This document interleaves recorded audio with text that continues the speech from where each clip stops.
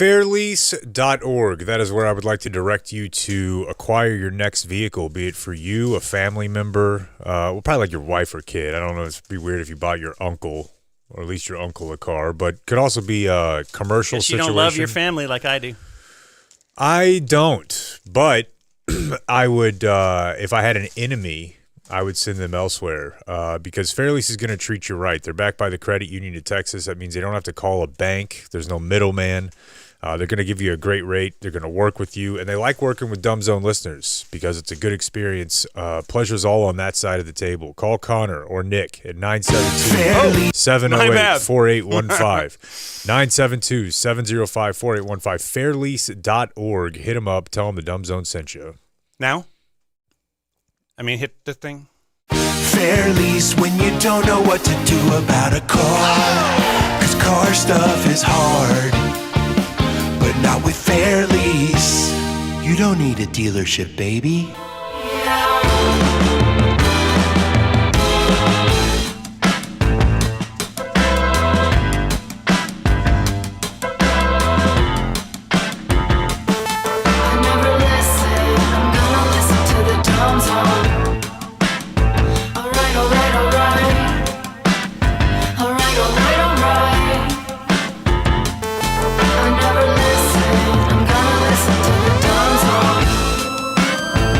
All right, hello, friends. Welcome to Dumb Zone. I'm Dan McDowell. I'm Jake Kim. I'm Blake Jones. I feel like Blake's hair looks a little out of sorts, a little wild. His hair looks nice. Just sounds like a bald guy jealous of some hair. It just looks like a guy who rolled out of bed and is disheveled and has two crying babies handed to him. And it's a little oily, but that's kind of his vibe. It's just long. You said you were going to get a haircut. I know. You didn't. I didn't. So it's like if you said we were going to get Mexican food and then you ended up going to sushi, you know? It's used to whenever you get fired up for it, and I was fired up for Jake's or Blake's head. They don't know. They're not tired at all hearing I used to drink a lot. But when I did, and I would get accused of that, especially if it was by someone else who drank, I'd be like, well, what do you got going on, right? The point here, Dan, is let's not talk about Blake. What? Let's talk about you. Why? Because you're drenched. Look at your hat's all fucked Your up. hat looks like it's got a vagina on the top of it. You were panting. You hit the sounder weird. And I got here early. I got here at quarter. What? I saw you. But what's your plan for the sandwich? Are we going to wait until the break? Because I wanted to eat it during your Fairlease spot. You did. And then you made me think of a funny line I had. A third of the sandwich pregame, and now I'm just worried. No, I ate one bite. But and you don't want me to eat on the show, is what you're saying? Are you intimating? I'd prefer. I don't think he's the bad guy for not wanting you to eat during the show. All right. We'll be back in a moment. The Dumb Zone. You know Hawk Tua Girl? Oh, wait, no. Okay, we're not doing that. Yeah, I got here at 11:45. I was like, this is great. Yeah. Because I, paid the rent today at the gym. Somebody's wife is home. Wife is home. It's time to leave. Yeah. We're staying late at the office. We go in early. This is what we do every day, honey. Yep. You just don't. You work at a school, so you don't know this. Then I just thought I'd have all kinds of room for activities. But then I got to talking to Clayton a little bit. Then I got to talking to our man downtown, John Kukla. Then we did a little pregame meeting. Then all of a sudden. In my experience, very few weaknesses in your game. Knowing what time it is, it's in there. I'm always here to start the show on time. Oh, no doubt. But on the road or something. Set your watch to me. They'll just be. And I'm also. What do you? Oh, that's all wet now. It's so. I didn't think you needed to acquire food like you had. Basically, you're like a bear at this point who's stowed away all of his fish for the summer. You could just eat I could have just eaten some fish piranha. right there. There's you piranha. had 2 cans. It's not piranha. You can't eat piranha, can you? I hope not. I bet you would. You can, but And then this effing building across the street, downtown Dallas. I pay my taxes, lots of them, and it's the Renaissance Tower, the Ren Tower they call it. IMP. IMP painted it, built it brick by brick. Manatees. Some think, was it Alien? No, it was actually I Am Eighth Pig. wonder of the world. Yeah. And so you go there and they're like, oh, so you run across the street and you're like, okay, here I am. I'm going to go get my food. I don't know which of these 8 doorways I should pick. There's so many. They're all glass and it's great. Actually, none of them. They're all closed. You can't go in. It's an exit. So you got to go around the whole way. And it's 1,000,000 degrees. And but Game Day Men's Health, thank you, folks. Got me around that building. GameDay.dumbzone.com, the Game Day Men's Health studio. Yeah, Here we are. My question is always like, okay, what if there's a fire? Do these doors not work? It does say emergency exit only. Okay, which means they work fine, and somebody's tired of doing Right. their job. That's Right. That's what I'm saying. All this BS, and I'm a hardworking, tax-paying American. Now they're letting Brendan Sorsby play. Oh my God! Like the guy, we have a sit. We're downtown. We are. We've already kind of established that without officially saying it. The Game Day Men's Health Studio. We have a sit-in, and he is Andrew. Right? Did I get the name right, or I forget it already? Yes, sir. Your name is Andrew, and you know Blake. That's how sir. you got in. That's how he got in this club, That's who you know. because he knew Blake. Yeah, Does he know Donna Willard? he does. I do. How so? Because of her kid? Yeah, we all went to the same high school, the trashy private school in Garland. So this is Andrew. Does he know that you view Donna Willard's son as your bestie Oh, and not him? damn. Or did knew- you tell Andrew he knew he was was- your best friend? Here's how lame I was. I had co-best men at my wedding. He was the best man? Yeah, half. And the other guy. Yeah, Did you Been let a them, co-best man. both of them you let them both hit? for the boys. Yeah. Homies. What'd you do on your, what was your bachelor party? Did He these guys set it all up. set it up? What was it? Now you can't say it sucked because he's sitting there. No, I told you we were drinking vodka and Baja Blast. That was a couple weeks ago. No, we took a limo to Bob's, had a nice meal, then we hit Deep Ellum. It was a good night. He did good. Is that the one where you left Ted Emmerich in the lobby for 3 hours? No, that was another birthday party. Did you go to Bob's then? I did. I've never a good spot. been. It was What? your birthday? I've never been to Bob's. Yeah. Oh, you know what? What's that? When I was traveling, a man named Heart Attack Man, Mm-hmm. I ran into him. Now I have to find this. I gotta think of what I had on me because he said he won. He was planning to travel to Dallas, and so I think on the Normathon he bid on a Bob's Steakhouse dinner, won it, but then his travel plans fell through. So he handed me this like $300 gift certificate to Bob's Steakhouse, and All right. maybe we'll just take the whole crew. We could try. Do you guys eat dinner at Go 4:30? Go pat through your We can. James Taylor I do. windbreaker and see if it's. I bet Bob's actually is a pretty popular 4:35 place. You know, olds with money. Yeah. You think? Yeah, I bet so. But they stick around though. Having Drinking a and- co-best man is not any more gay than having a best man. Like how we've decided societally that You're my that's very best man. right. I mean, that's just as bad. Well, it's just So you're whatever putting you- somebody in charge. Someone's got to hold the That's ring. so much more Someone's got to important organize it. for the female, though. Well, I guess that's true. But I kind of ended up organizing all my own stuff. I'm a control freak. You kind of Trust are. anybody. You kind of are. I'm You like, want it I want to done. take it, and that's why you understand this guy, right? Yeah. Because we're like, hey, let's take something off Blake's plate. And he's like, it just adds more to his plate by trying to take it off because now he has to manage that person. Now I got to work with somebody. Cool. Yeah. Anyway, I have a couple things I wanted to start with. Oh, I saw something very bold. Driving around yesterday, it was Business Wednesday. Thank you, Sean Kernan, 360 Wealth Management.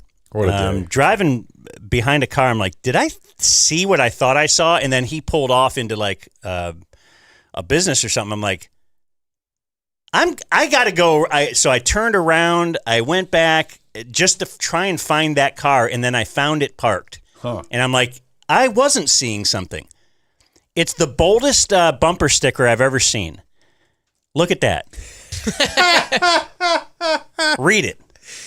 Only gay cops give me tickets. That's good. Yeah. I was like, wow. That is good. That guy has... Yeah.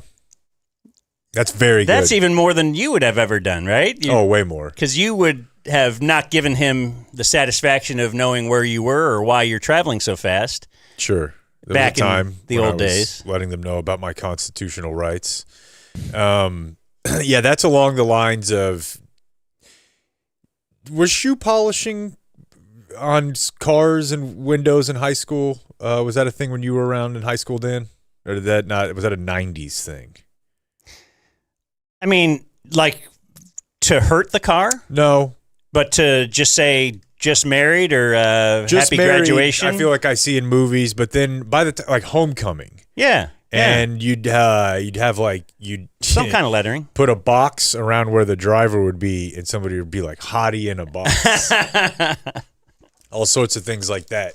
The closest I ever got to only gay cops give me tickets is in the months after 9/11, we would just put the box on random people's cars and write Al Qaeda in a box with an arrow. And somebody would just come out for work in the morning, some 45-year-old guy in the suburbs, and his car would... That's good. See, that's good vandalism, right? Comedic vandalism. You're going to have to stop at racetrack on the way out of Watauga. It's not mean. It's not rinse it off. a bad word. It's comedy. It's a comedic vein. And you know how I look at that now? I look at that now as a good thing because it's part of making me a calm. Like if somebody could throw a rock through my window and I'd be like, I earned so much more. I was going to say, what would happen if you woke up to that now to your car? I would laugh. I would. You'd I have to. would laugh. You wouldn't even get it washed off. Look, you were all thinking it when I put it on the window. Oh, that's fun. I can also give you a home story, and it'll lead us into sports. Well, let me go first then. Okay. So yesterday, a lot of our phone calls, I was in the car. I was driving around the Metroplex, running errands, preparing to move out of my house, which is now a real thing that is happening in 2 days. You're Airbnb-ing for the whole month of World Cup? Dang. You guys know me, and you know how I kind of... Like, we started playing in the GSE in February, and when it comes to that sort of stuff, I think I'm pretty on top of it. But in my personal life, I kind of show up at the gym, and tell me when it's time to go. That's why I never know when I'm supposed to be on vacation, and Blake always books stuff, and then I have to tell him 2 weeks later, hey, I'm supposed to be off that day. My wife's really mad. Because I never know when I'm Does that happen more than I know? Oh, yeah. Kind of, but then in this, like, she's mad at me for some reason. No. But we're actually moving out. It's actually happening. So I was like picking up, my wife's on Facebook Marketplace.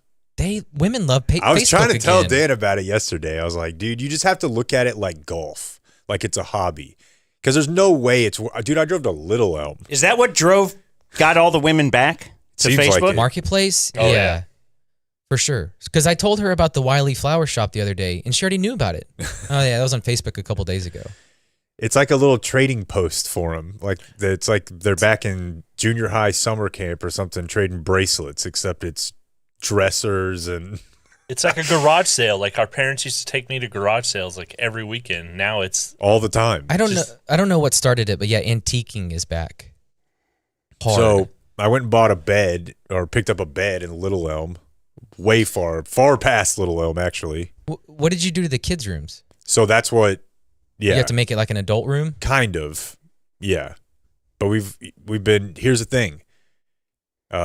Right now, anyway, she's viewing this as an opportunity to thin out the house. That's good. So it's almost like we're moving.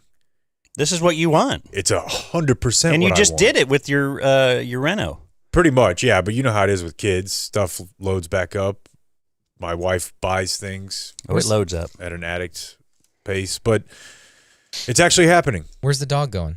Well, so for the next week, I will be living at my mom's house, but they will not be there because they're taking my kids on vacation. So I'm just going to sleep. You're the richest man alive. Well, my parents live in a rent house down the street. I'm just saying, all this time away from your kids. Oh, that in that sense, yes. There's no doubt. And do I have to feel bad about it? No, because they'll be at the beach with their grandparents, life maxing. They're having a great time. Yeah. Grandparents will be happy. They're happy. Now, where Everybody. do my wife and I sleep? For how long do you have here? Not in your mom's bed. Probably six nights. Oh, I had that problem. We stayed at my mom's house years ago, and I think we slept in her bed. We changed the sheets. I don't think you can do it. I'm not doing that. Even with sheets changed, you can't sleep in your mom's bed. You know what's happened there. What? Ghosts probably aren't real. Probably hasn't happened in a long time. You might be surprised. Ugh. All right. Oh. You think the olds are doing it? That's what he said. They're doing it more than anybody, unfortunately. Game day. thedumbzone.com. So I was playing dominoes with my grandpa last night, Heck yeah. and I can tell which women he likes in there because there's one woman he doesn't because he calls her that woman. Yeah. Everyone else has a name, but that woman over there won't leave him alone. He did say that this couple is moving in, but they can't move in together because they only have one room available, and they don't want the same room. They're married? Married, and so the husband is moving in, and she's got to wait for the next available room. That's incredible. Such a boss move. That's incredible. Hey, call me when Call me when you get in. Dude, You're that's just- so awesome. That's strong. And she's not even mad, right? They're She so knows. old. She'll go visit, you know. But he took the room. Didn't give it to her, didn't wait. Nah, this is mine. I'll see you in a little bit. King. Yeah. No, my little personal story that'll lead us into sports. We can make these guys the sponsor of sports if you want, because so I've been telling you that we're going to schedule the new floors. They've been talking about new floors. The wife, been talking about new floors for such a long time. Did you have wattage in your cottage yesterday? Yeah, so Rick Renner came over. Whoa. Excellent. He actually came over Tuesday afternoon. And, you know, he's an aggressive guy. And you're like, what will this be like? I didn't know what my wife, as he was there and when he went upstairs to get something or went to his car or whatever, she's like, he's the greatest whatever. I don't know if you want to say salesman, because it wasn't that he was pitching or like, we're already sold, right? We're going to do Flooring Direct, dfw.com/DZ. That's our Dan Ratcliffe. I've known him for a long time. I've heard from a ton of people who have gotten work done from them. So I already know that they're awesome. I know they give great deals, and I know they have everything that you could want. They have a showroom, but they're like, we bring the showroom to you. And even my wife heard that and was like, all right, I guess they're going to bring these tiny samples. They're not tiny samples, number one. They're not little tile. They're like pillow-sized. They're all big. And he's got his whole car. He brought like a whole store in. It was insane. And just to watch Rick Renner in his element, and my wife's kind of corny too. She doesn't mind a dad joke or two. So she loved this guy. She's clapping. And then he'll start into something. He'll be like, so he's showing you the stuff, and then he's like, oh, of course, when you work in flooring, you're going to have stories. Like, as if everybody would know that. Like, if you said... Like it's SEAL Team 6. Or, yeah, it was like he's the emergency room overnight at the hospital on weekends. Yeah, it's like, no, I wouldn't have thought that, Rick What's Renner. the craziest thing you've ever seen someone do with linoleum? Yeah, but he's got it. But he knows, like, all of the he's like, oh, that one is the leader in laminate. Oh, that one is manufactured by this company in Rockwall, and we can get a good deal on that. Like, he knows effing everything. Is he the closer then? I don't know. And then he's like, she's talking about going to a warehouse or looking at it online. He's like, this is why you need it in your home, because you see it under the light that's in your living room. You don't see it under the fluorescent light. So many people will go to a warehouse, get it installed, and be like, I don't like the way that looks. I don't like the way that looks next to my... Anyway, I just want to say it was great. He let you test drive the floors at all? Christening any of them? No. Just have like a small amount of sex? We did not have any amount of sex. I didn't even think of that. Well, but I should have. I know how you So and your floors are. flooringdirectdfw.com/DZ. I swear to God, it's great. If you get Rick Renner, you can even, hell, I don't care, ask for Rick Renner. They probably got other good sales dudes there too. Maybe even ladies. Just kidding. Slow down. Just kidding. Women couldn't do that. Wonderful world of sports. Radio Sports Scoreboard. Oh, yeah, I like that. Do you want to lead into the top story and just kind of make mentions of a couple little guys before we get to the NBA Finals? Sure. Like our guy, Kyle Harrison. See what happened to him last night? I saw they blew a lead. Was that? No, it must have been 2 nights ago when I was looking then. No, I didn't see this. Well, the A's are playing just a 6-game homestand in Las Vegas. They usually play in Sacramento, but they're playing at the Las Vegas minor league park, which they say, I don't know what this means, but I know it means it's small, a bandbox. Mm-hmm. Yeah. I've seen the StatCast numbers from some home runs that have left that park. Jonah Heim hit one Yes. that would end up tying the game at 14 with 2 outs in the 9th. Yeah, that was Kyle Harrison is one of the best in baseball. He came into this game with a 1.57 ERA. And it's nearly the midway point of the season. He now has a 2.72 ERA. Gave up 8 runs in 2 1/3 innings. But I just wanted to let you know what's going on with the Brew Crew. Overall, I think they might have the best record or close to the best record in baseball. We would expect nothing less here. Yeah, they're interesting. A couple weeks ago, there was a deal that went viral, at least on Twitter, that was looking at the Rays' approach to contact. And I don't know, the Rays have always done their own thing. I don't know that they've ever been like a team that was like ahead of the curve when it comes to power hitting, because you kind of have to pay for that. But in any case, they have the most grounders. Like, they make the most contact. They put the ball in play the most, which it's very cheap now. Like, the new market inefficiency is just playing baseball the way they did in the 80s.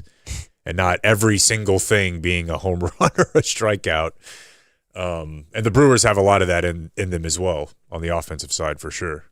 It's just different. Pat Murphy. Yeah, Got the boys.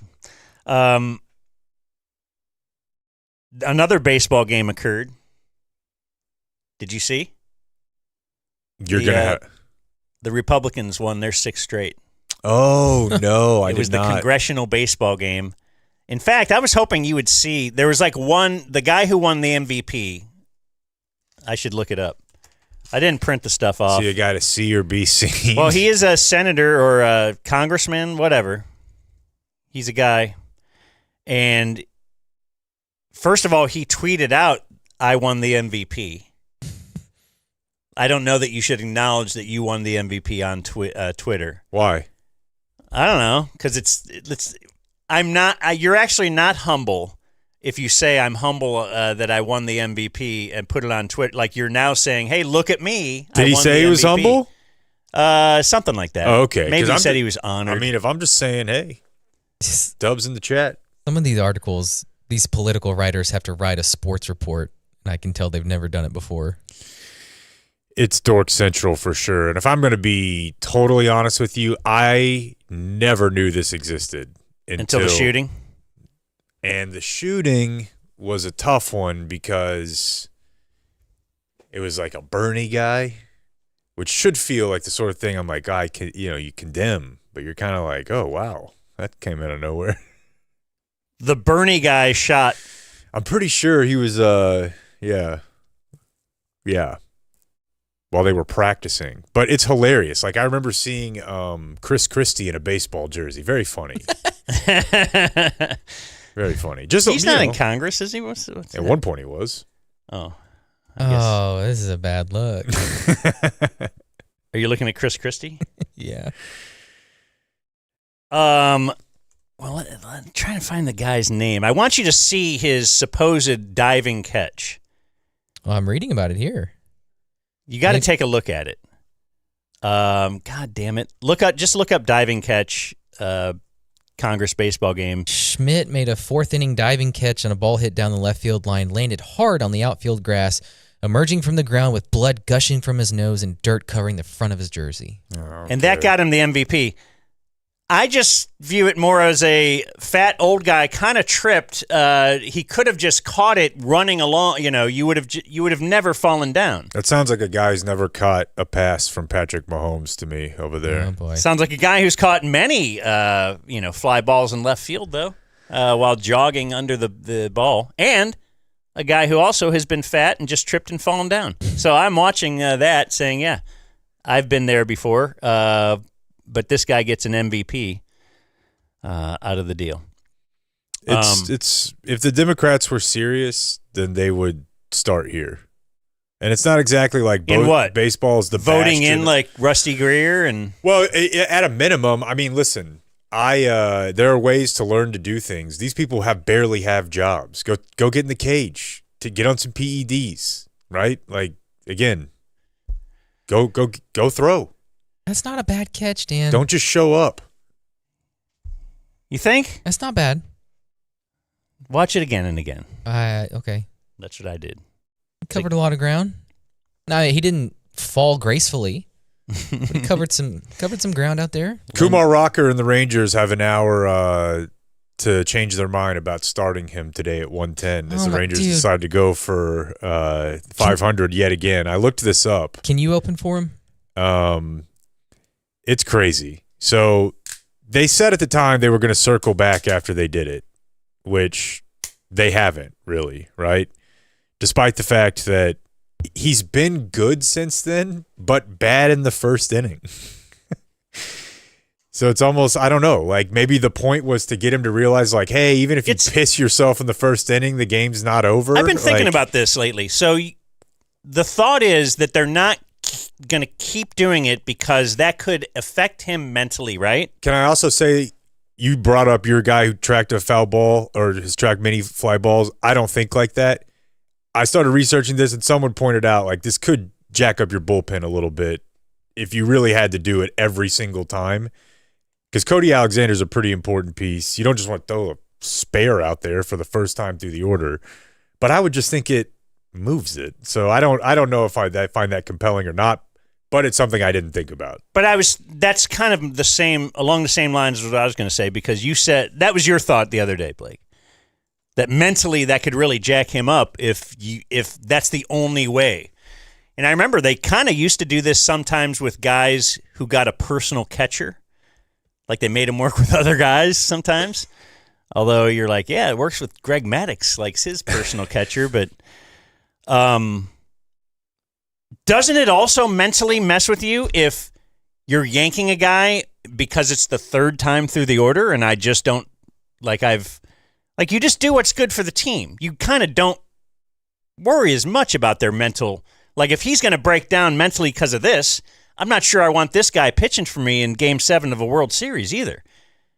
But maybe you don't. That'll never happen. So in your mind, that's another thing I've thought about. That's kind of why I have the lack of evidence-based faith I have in the Rangers is just that if they get to a playoff series, the players on your team who suck matter less, at least on the pitching side, right? So to me, he'll never be in that spot. They need him to cover bulk innings and not get rocked every, they need to be able to skip some of these other guys every now and then because they're old. They need to be, but it's an interesting, because, he's a first round pick. This is not a guy that no one's ever believed in. There was a time when people thought he was going to be good. And they're, reasonably close to that now. All right. The big story is, of course, the NBA. Let's mention a new sponsor right now before we get to that. It's megprimepay.com.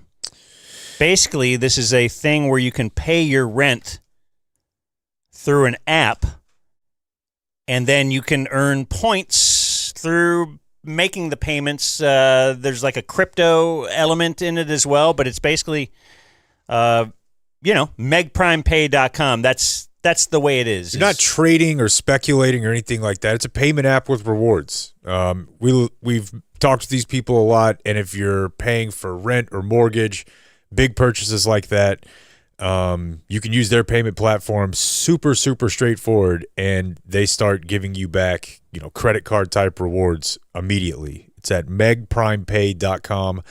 Megprimepay.com. You're paying your rent every month. You're paying your mortgage every month, getting nothing back. You can fix that.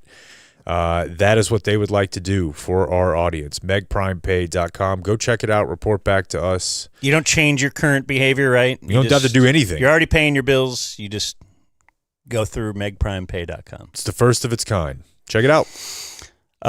So now, speaking of first of its kind, I heard Windhorse say there's been 441 NBA Finals games, and that puts it in perspective. Because if it ain't top three, it's... I mean, it's a different era. I mean, we're squarely in it. If you were thinking... That's true. Like this era, comebacks are available. Comebacks in series.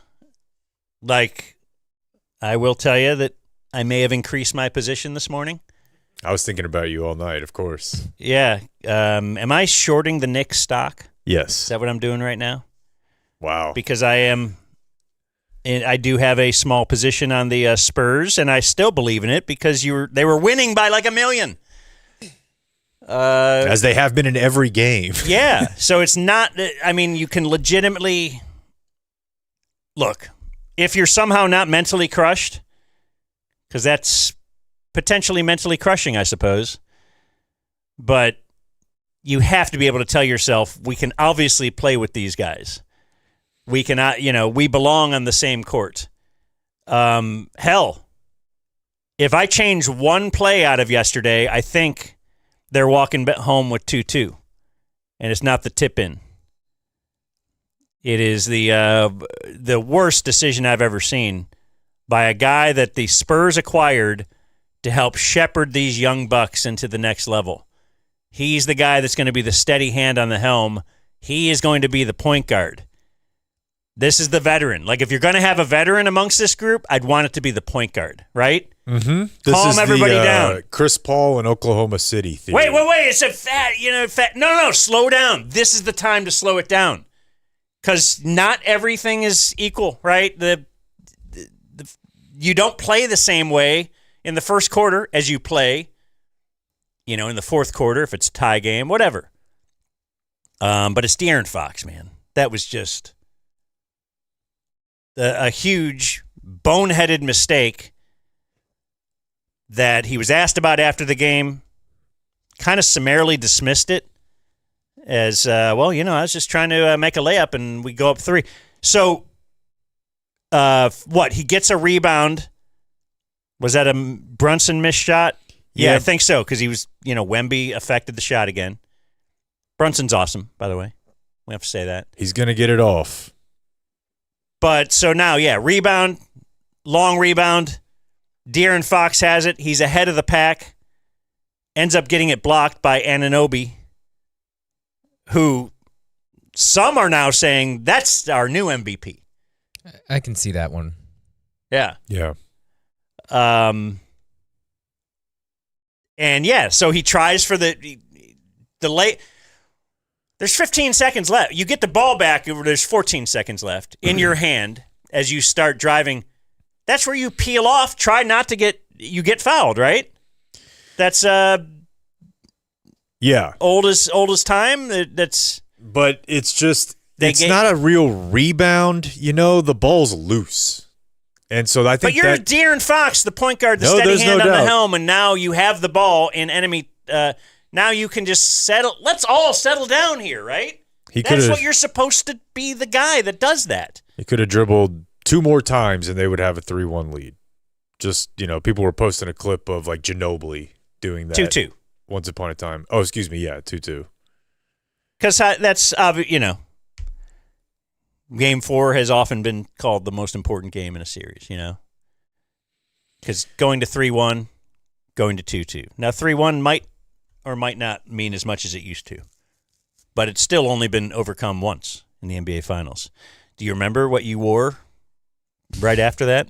I do. I was looking at it this morning. That was the Cavs Going through my defeating the Warriors, and I think we all had some kind of bet on that, but then we doubled down, and I think I doubled down, right? When it was 3-1.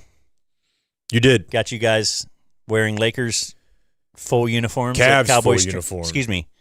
Cavs full uniforms at Cowboys training camp. Yeah, and I wasn't even mad at it. That was a really fun but tense time also for the noon to 3 show. Like just a lot of dogs, just because I was like, I didn't even care. That was the most amazing sports performance I'd ever seen. I was so happy for LeBron in the city of Cleveland. Bob was not. And I think I said on the air that this is back in the days of DVR, that it was like the one thing that I had like gone back and rewatched and would never delete, and it really got Bob fired up. And I don't remember why, but do you remember that? He was mad Because he was like that. We were over indexing like how cool that was and how big of a deal that was, and I'm like, I don't think you were. man, I don't know. They were 73-9. Like we were talking about all. Yeah, it wasn't just like this is down 3-1, the first team to ever come back. This is you have the to put it into context. storybook of all storybook like tournaments, and I don't know. You remember how we were? Sure. It was a fun time. Hostile. But De'Aaron Fox made several boneheaded plays last night, and you hate when it just turns into narrative town, but kind of feels like they just don't have the experience. Wemby looked like he was going to piss himself at the line taking those 2 free throws last night. Like I don't think he could have breathed deep enough to get his breath to where he needed it to be. Do you buy that he was gassed? Yeah, That there's a lot of minutes. because he doesn't play a lot of minutes during the regular season. Yeah, They were up whatever it was, 20 or 30. their coach is inexperienced. Yeah, and then he had taken him out earlier in the game, and I can't remember the matchup, but they threw him right back out there after like a 50-second rest, and you're up 20. Like, let's use this time to get him a little time. But yeah, kind of threw him right back out there, and some are saying he was gassed in the fourth quarter. The other thought is just that they were not okay. So if you look at the Falcons and the Patriots Super Bowl, some of their criticism was that the Falcons didn't change the way they were playing in the second half. But you have to know there is a clock, and we can control that somewhat when we're on offense, and the Falcons did not do that at all. And I don't think the Spurs were thinking about that at all in the second half either. I don't know what you think about this, because you got there with this way. You built a 30-point lead like this. If I need to shoot and there's 18 seconds on the shot clock, but I think it's a good shot, I'm shooting. No, I think you change it. But Yeah, I do too. I mean, down the stretch, they were just chunking threes. You got an alien down there. Just whatever you can get in the mid-range. Fox is a good mid-range guy. Like, slow the game down. Get some twos. I might not turn the dial to the way that we used to back in the day of like, oh, we're going prevent type thing and but what it means to optimize the offensive possession changes with the score and the clock. And you absolutely have to be thinking that way. Obviously, right? I mean, look at an extreme example. De'Aaron Fox at the end of the game. He needed to not score. So there's plenty of other times. Generally, you would just go for that. So there's plenty of times throughout the game where I absolutely think, and that is coaching. But it's hard to think of it when you're up 30. Sure. You know, why do we change now? They're the ones who suck. But, you know, you're still firing away. You're still just playing the way you were, but they're chipping away at that lead. Yeah, I mean, the reality is that right now, Wemby doesn't really have, like, I mean, I hate to say he doesn't have an offensive game, but compared to what he's going to look like when he's 26 or 27, it doesn't feel like he can reliably just go get a back-to-the-basket bucket. Like a go-to move? Yeah. Like your Dirk shot, your whatever. Luka can find his spot. Right. Brunson has to Brunson, I have no idea how he gets there, but he does. But you don't just go give it to Wemby not there. Get out of the way. It's not there yet. So when the shots aren't falling and he plays his worst half of basketball and probably his career, they're a lot more human. And also the Knicks play a pretty crazy style. Not crazy style. They're just a very frenetic defense. They seem to make teams nervous. Which, again, we were told you could not do with Jalen Brunson as a starter. I would imagine if you're a Knicks fan, you're loving every time Wemby takes a three, especially in the comeback. Like, it's so easy for you close to the rim, but you're going to shoot a 27-foot jump shot? Have at it. Yeah, you probably take it. The other thing, are they, why was Brunson played off the floor in doubt? Like, is there a way for them to attack him more? Well, that's why I should have cleaned up what I just said. The issue was playing Brunson and Luka, right? And the Knicks, I guess, if you want to look at their lineup, although, I mean, they get away with playing guys who are – Jose Alvarado was on – Clarkson. They play guys who are not good defenders. So, yeah, you couldn't convince me a team with P.J. Washington and Derek Lively on it. Is Luka that bad that you? No, like, I don't. Brunson, they take him off the floor at the end of the game if. Yeah, but you would do that with Luka too. Like if it's a trade possession thing, they were going to call a timeout. Most of the point guards in the league they're bringing off for that. But I don't know. It doesn't seem to me like he's a liability. Again, they finished 10th in defense. The Knicks did this year, so they figured it out. Although the Mavericks had top 10 defenses with Luka for long stretches of seasons, including the one where they traded him. In the games that he had played, they were top 10 on both sides of the floor. When they had KP and Luka, and Kidd, they had a top 10 defense. So it's, I don't know. The Clippers series that is the one that got Brunson traded, it looked really bad at the time. But they probably outthought themselves. You got a fucking hooper. Keep it. Figure it out. That's really all, And I know that that's like a common thing on NBA social media now to be like, I don't even care about spreadsheets. I don't care about 3-and-D. I don't care about shot optimization. I don't care about passes. Who's a dog? Like, it seems like this comes down to who wants it more. And I swear to God, the older I get, the more I believe that. Yeah. Because their talent levels are too close. And it's all the old Cliff Lee thing. Like at that level, it really does seem to come down to, and that's hard because I don't like subjective stuff. I don't like making that the predictive factor. But I don't know. They went and got 4 college teammates and put them on the same team, and they all hang out together, and it seems like it's raised their level of play a little bit above what their collective talent otherwise should have been. So has that helped the Wings? How's their record? 2 college teammates? Pretty good. Are they good? Yeah. You're the one who knows. Yeah. No, I mean, the numbers are not going to tell you, but Wemby was playing scared in the fourth quarter. Right. And most of the Spurs, Fox, something was in his head. So, yeah. I mean, also, dude, obviously it didn't pan out the way that they thought it would for 85% of it, but that's the most intense sports situation I've ever seen on TV. I can't. I feel like I could feel it. Yeah, I can't take my eyes off of it. All the celebrities in the building, the crowd going nuts. Just scrolling, watching all the replays. It's unreal.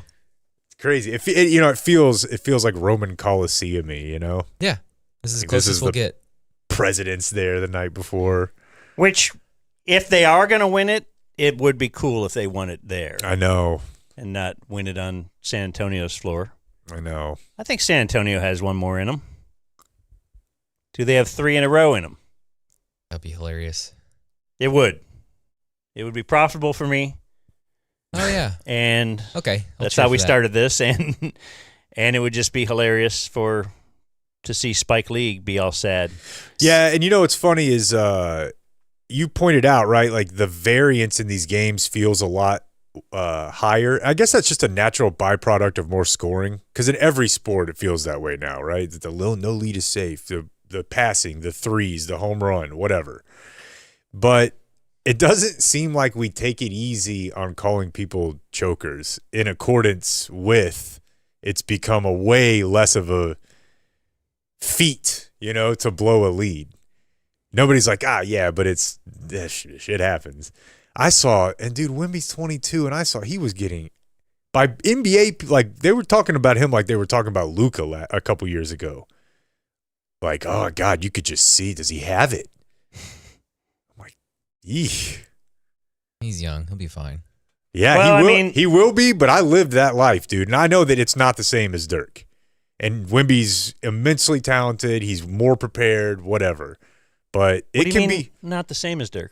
I just mean he's the not the same. criticisms Dirk faced? Yeah, Wemby's not. Dirk had it a lot harder. I don't want to compare their plights. People were really rough on Dirk. But once you acquire the tag that you got some bitch in you and you're a Euro, like...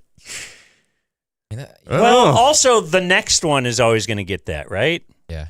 He's a Jordan, he's a LeBron, he's a Luka, and he knows it. Wemby, he's like he is at that level. Like I don't think even like Shea, he was never anointed as the next one. He's thought of as a great player. Now there are other guys that were closer than that. But when you're the next Anthony one, Edwards is closer than that. You're then going to take a ton of praise, ton of criticism too, because LeBron after going to the Heat. That was also viewed as a failure, and LeBron just doesn't have it in him. Number one, it was LeBron doesn't have it in him because he needs someone else to be the best player on the team. He's not going to be. And at the time, I was like, are you crazy? He'll be the best. He's the best player ever. Yeah, possibly. So, yes, that he's not going to defer to, Dwayne Wade. But number two, then when he did meltdown against the Mavs, what did he melt down or did the Mavs step up? Dirk certainly took control of it, but in that case, you look back at the whole thing and you say, well, that's something, LeBron grew from that and he really, that helped him realize how difficult it is because it seemed like it was going to be easy. After the first couple games against the Mavs, it was like, oh, he'll win the title. They just got their friends together. They're going to win the title. It wasn't even that easy. You have to maintain incredible intensity and focus and, You have to have a coach. For the whole thing, you got to have a coach that you believe in. So maybe this is just Wemby, going through this will strengthen him and immensely for the future. I love the story. I love the way that sports and the ball just seems to bounce in a way that produces these stories.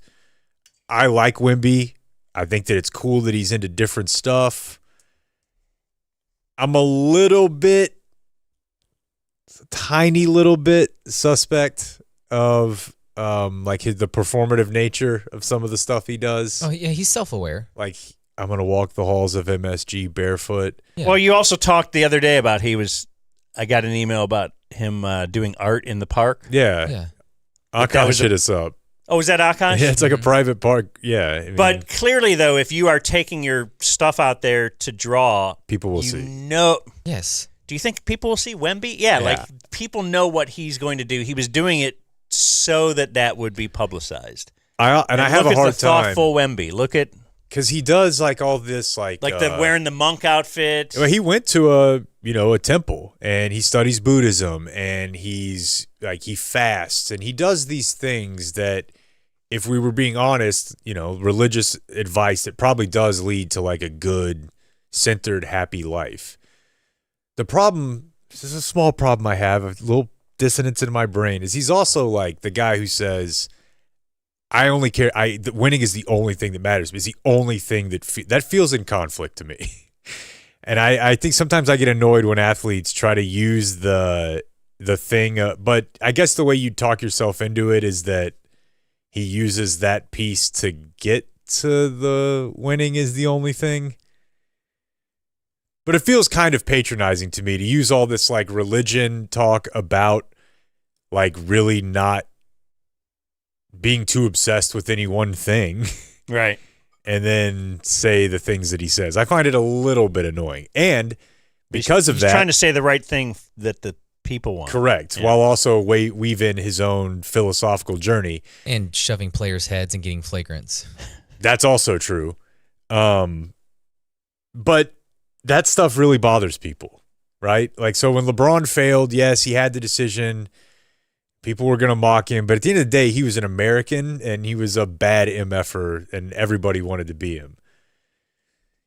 You're from France, and you're wearing a dress. And You're not wearing you shoes. Swede, and now I feel like people are probably, he's got an uphill battle to face, I feel. One No last pun thing intended. on the atmosphere, because it's probably the most amount of money an arena's gotten for a game. Oh, my gosh. But it's the most electric like that's what we hear here, right? Is there's too many suites. It's too expensive to go to a Cowboys game. That's why there's no home field advantage. That's a really good point, because for some reason, and I don't know if it's because it's football, I don't know what it is, but there's so much money in DFW and in Texas. It seems like when you see celebrities in New York at Knicks games, like they're going apeshit. Like they go crazy like regular fans. But you never see like Taylor Sheridan. Like, I don't know, maybe it must just be that it's the NFL, Chip right? and Joanna. But you don't even really see that, I guess, in Mavs games. I don't know. You're never going to see people going crazy like the celebrities in New York do in Dallas. That last inbound pass was nuts. Like, I was watching the sky cam, and you can see the overhead, and there's a fan almost literally in the way of the inbound pass, just like clapping defense. And I was just like, there's no other arena that happens in. Was that Rick Brunson on the baseline? I don't know which shot To you're the talking about, but probably. It I was the think so. entire second half. He was running out on the court saying, "Oh, out of bounds" or "foul." Like he was going nuts. Nobody ever stopped him. Yeah, they were just like, let him go. No one's listening to him anyway. His whistle doesn't work.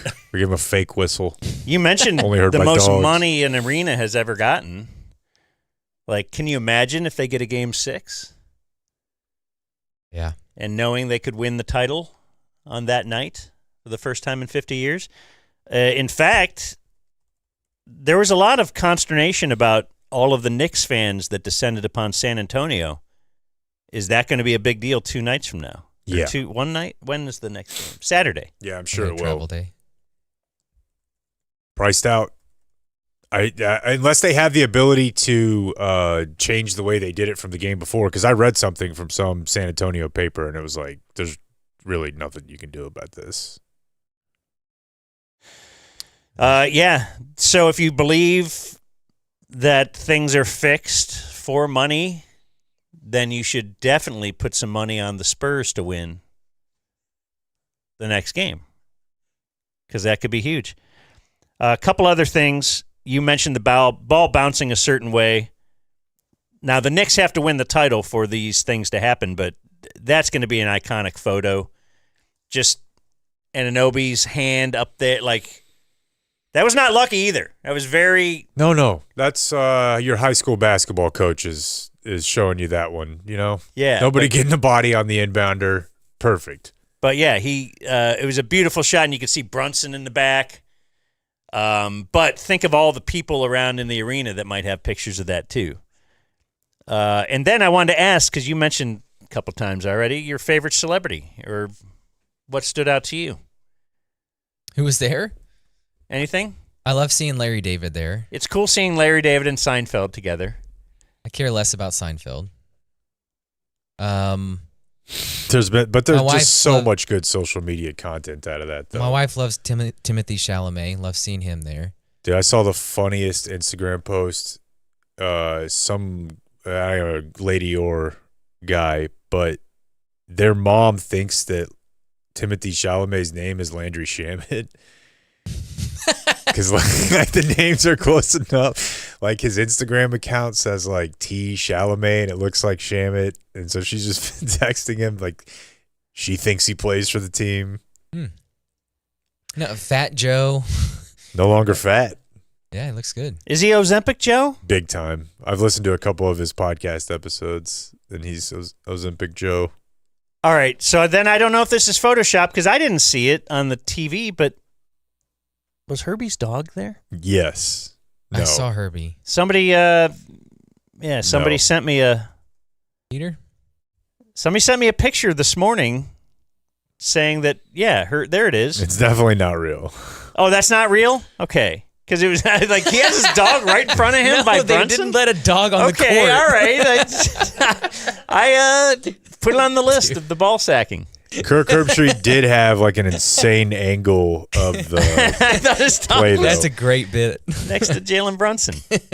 That's I mean, if you're keeping your leash on him, he's I could see it. could have been.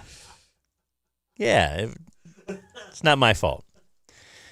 Let's do some viewer mail. Oh, It's Thursday. Wait a minute, Uncle Hotmail. Have you found that you get like people are timing it up? Yeah.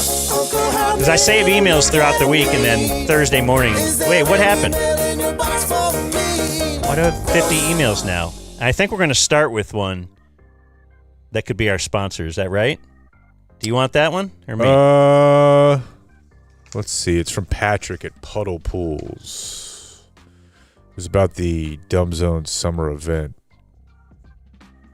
Hey guys, thanks for letting us be a part of your event. Here's some yays. Shout out to our partners, especially Community Mechanical, who is fixing our AC this week.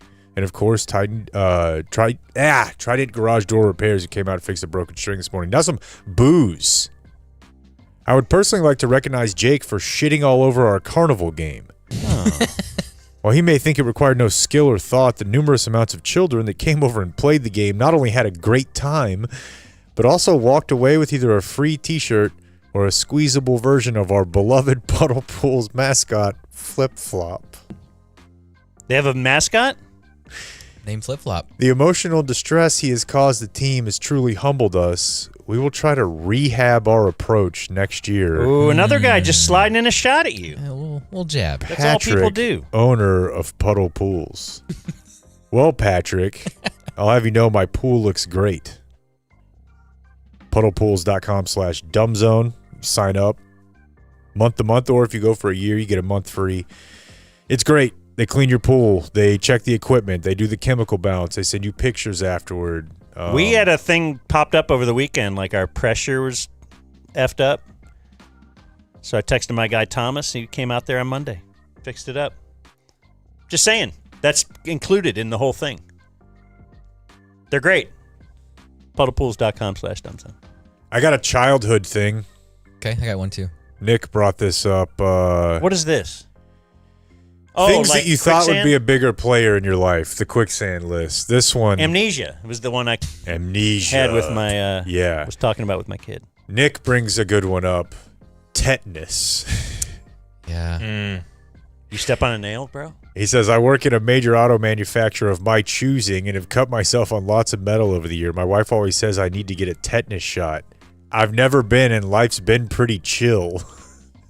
Interesting, because I was under the impression Your if you arm just rot and fall off. something, and then they kind of scare you with like the tetanus shot kind of hurts too. Yeah, it's actually even just a getting the shot. 6-inch needle.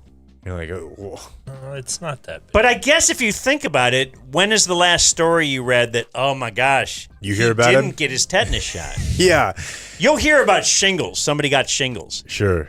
You'll hear about, all kinds of stuff. But Yeah. So tetanus. have we ever heard of what woke. happens? Let's add rabies. Ooh, wee. Have you ever heard of someone that didn't go get the rabies shot and then they were like, oh, God, I turned into a frothing. Wait, human beings get a rabies shot? Like if you get bitten, you have to go get Oh. a shot. Oh yeah, no, I In think fact, you. that's another though. 18-inch needle that they That's shove in. that one's bad. They shove You gotta- through your stomach down into your bowel. Right. Yeah. you gotta get like 5 of them. My playground thing is from Max. He said for for as many times as they were taught to stop, drop, and roll, he thought we'd be catching on fire like once a month. It's true.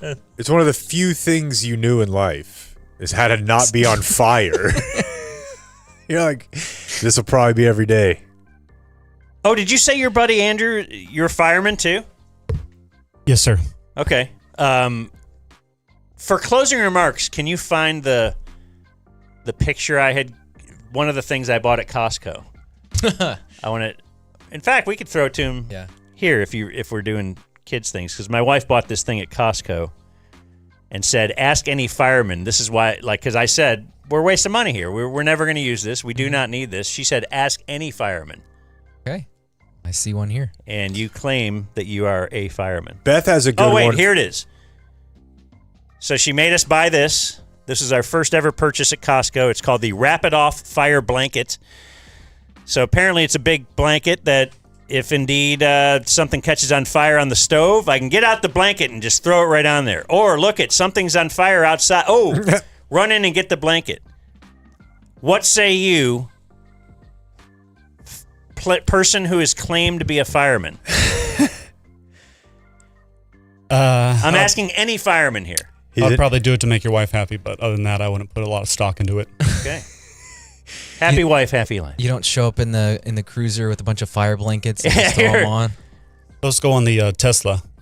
Hey, the the electric fire. Yeah, there you go. That's right. Oh, really? Okay. Is that prevalent? Yeah, they go on electric cars. That's about it, though. This looks like a kitchen fire. I guess I wouldn't do it there. That's a 2-pack though. Maybe if you do both, it could work.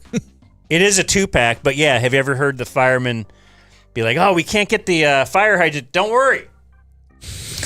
I've got a couple blankets. I got a blanket. We're gonna throw some. What if we just got one of these though that was as big as that flag that they do the national anthem at Jerry World? Right.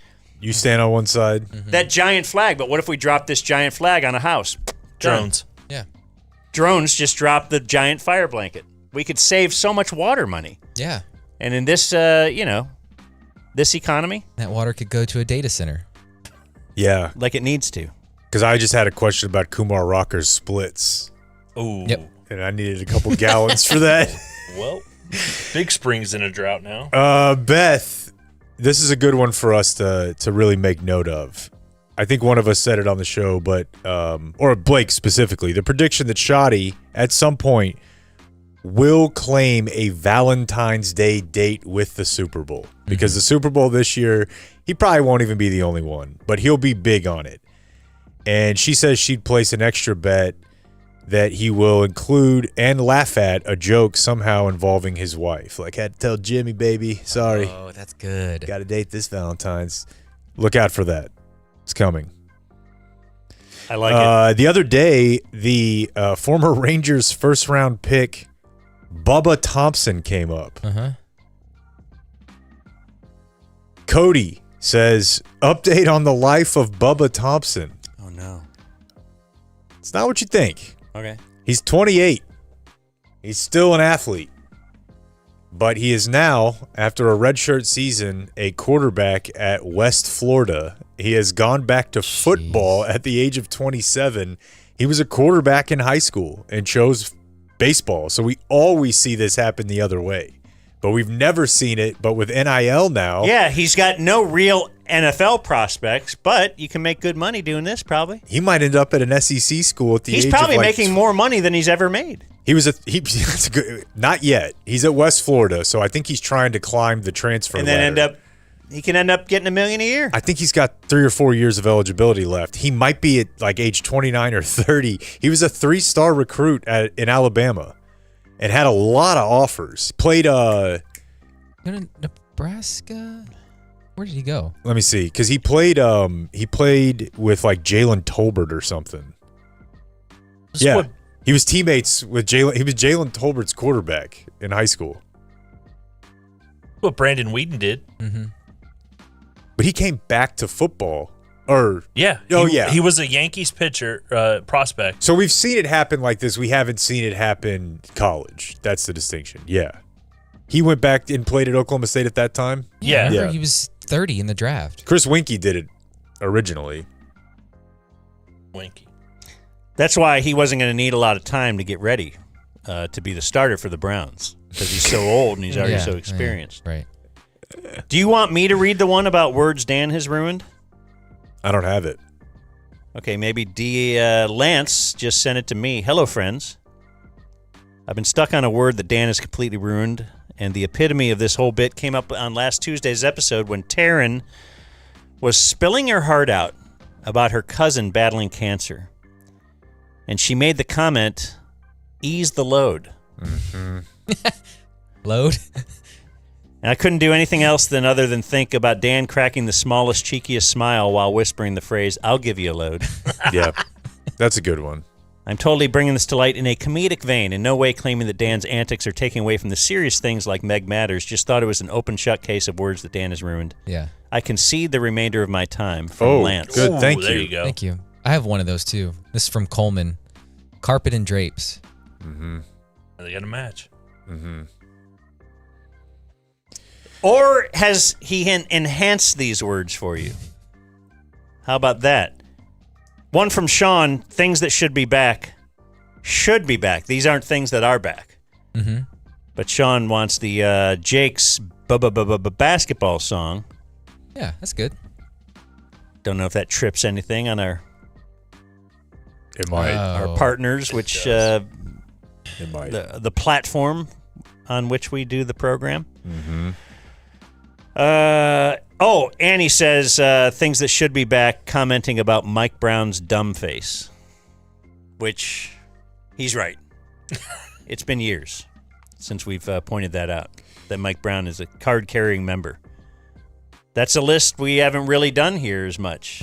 We're Dumb face. Yeah. Now that we're here on this platform, everything's Jake. Oh, Jake came up with Roseanne. Jake came up with the Miss Piggy. Did you come up with the Miss Piggy? The swine line? I don't know.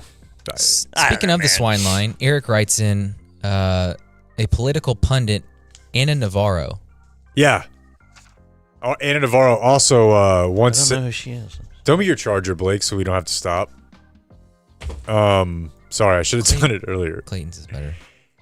She has a very funny. When Trump uses the P word, Which one?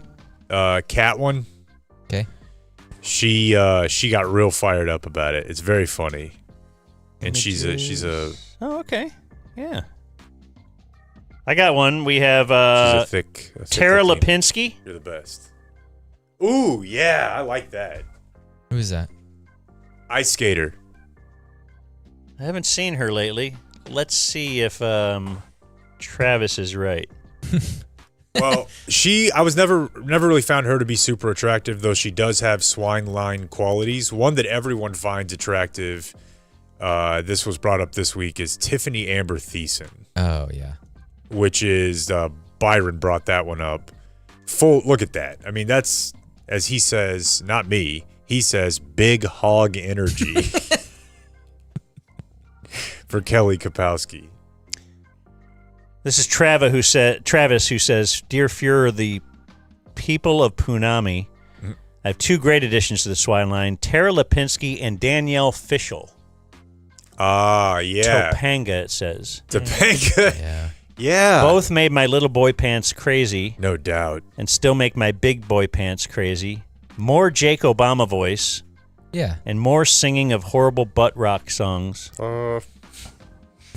Topanga from Boy Meets World. Got one about our trip that's coming up. We have a little Andrew liked it. we have a little trip coming up to Broken Bow. Just kind of a little getaway. Just some boys' time. Our buddy Play a Jeremy. little paintball. Jeremy owns Trident Access Services. He owns also this Airbnb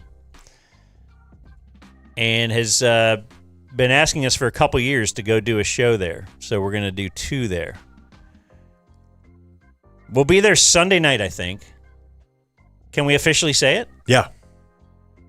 We're going to do a live stream from the couch there Sunday evening during the UFC on the White House lawn event. So Heck yeah. those all words made sense. Those words were supposed to be in that order. I'm excited. And for so, those yeah, words. we'll do that, and then we're just going to do our show Monday and Tuesday. No big deal, just getting away. Mm-hmm. Just getting away.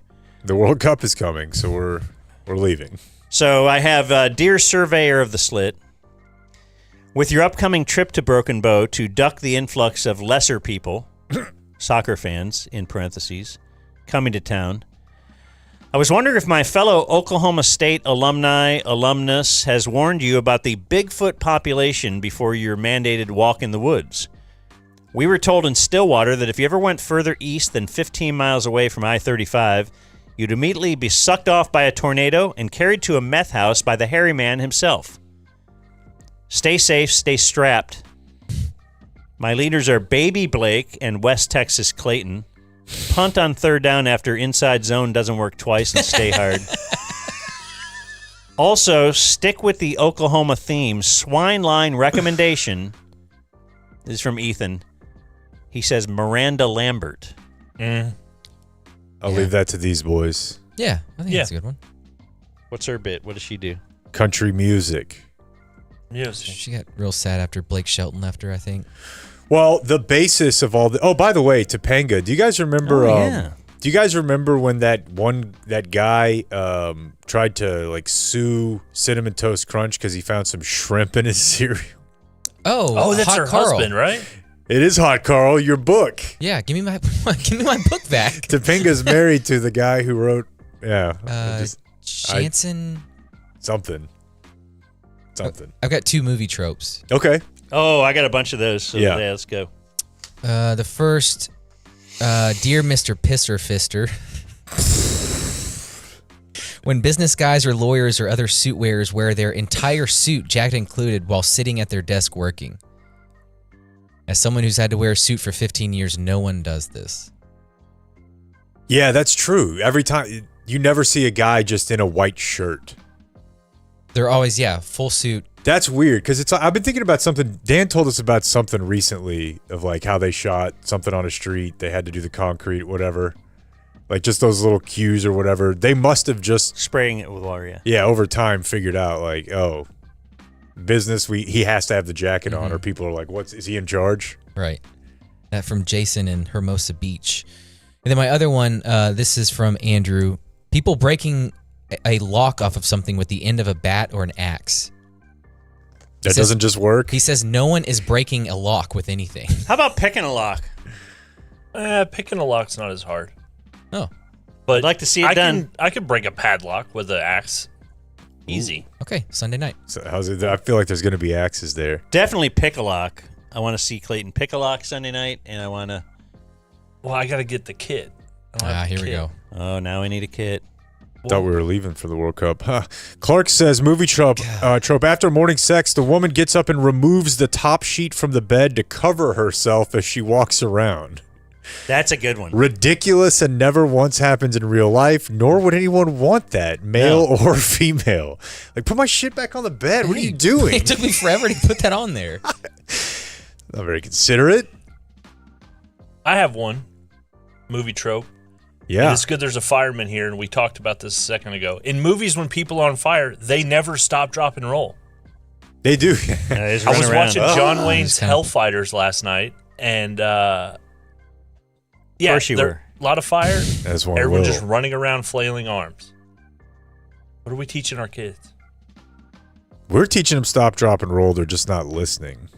My personal movie trope that I wrote down this week was I was watching something, and someone is very frustrated. They're working on a stack of papers, like a big stack. Like you would never see anybody carrying this many papers, but a big stack. And they're very frustrated, and they threw them across the room. And now everything's all over. Like you would never do that.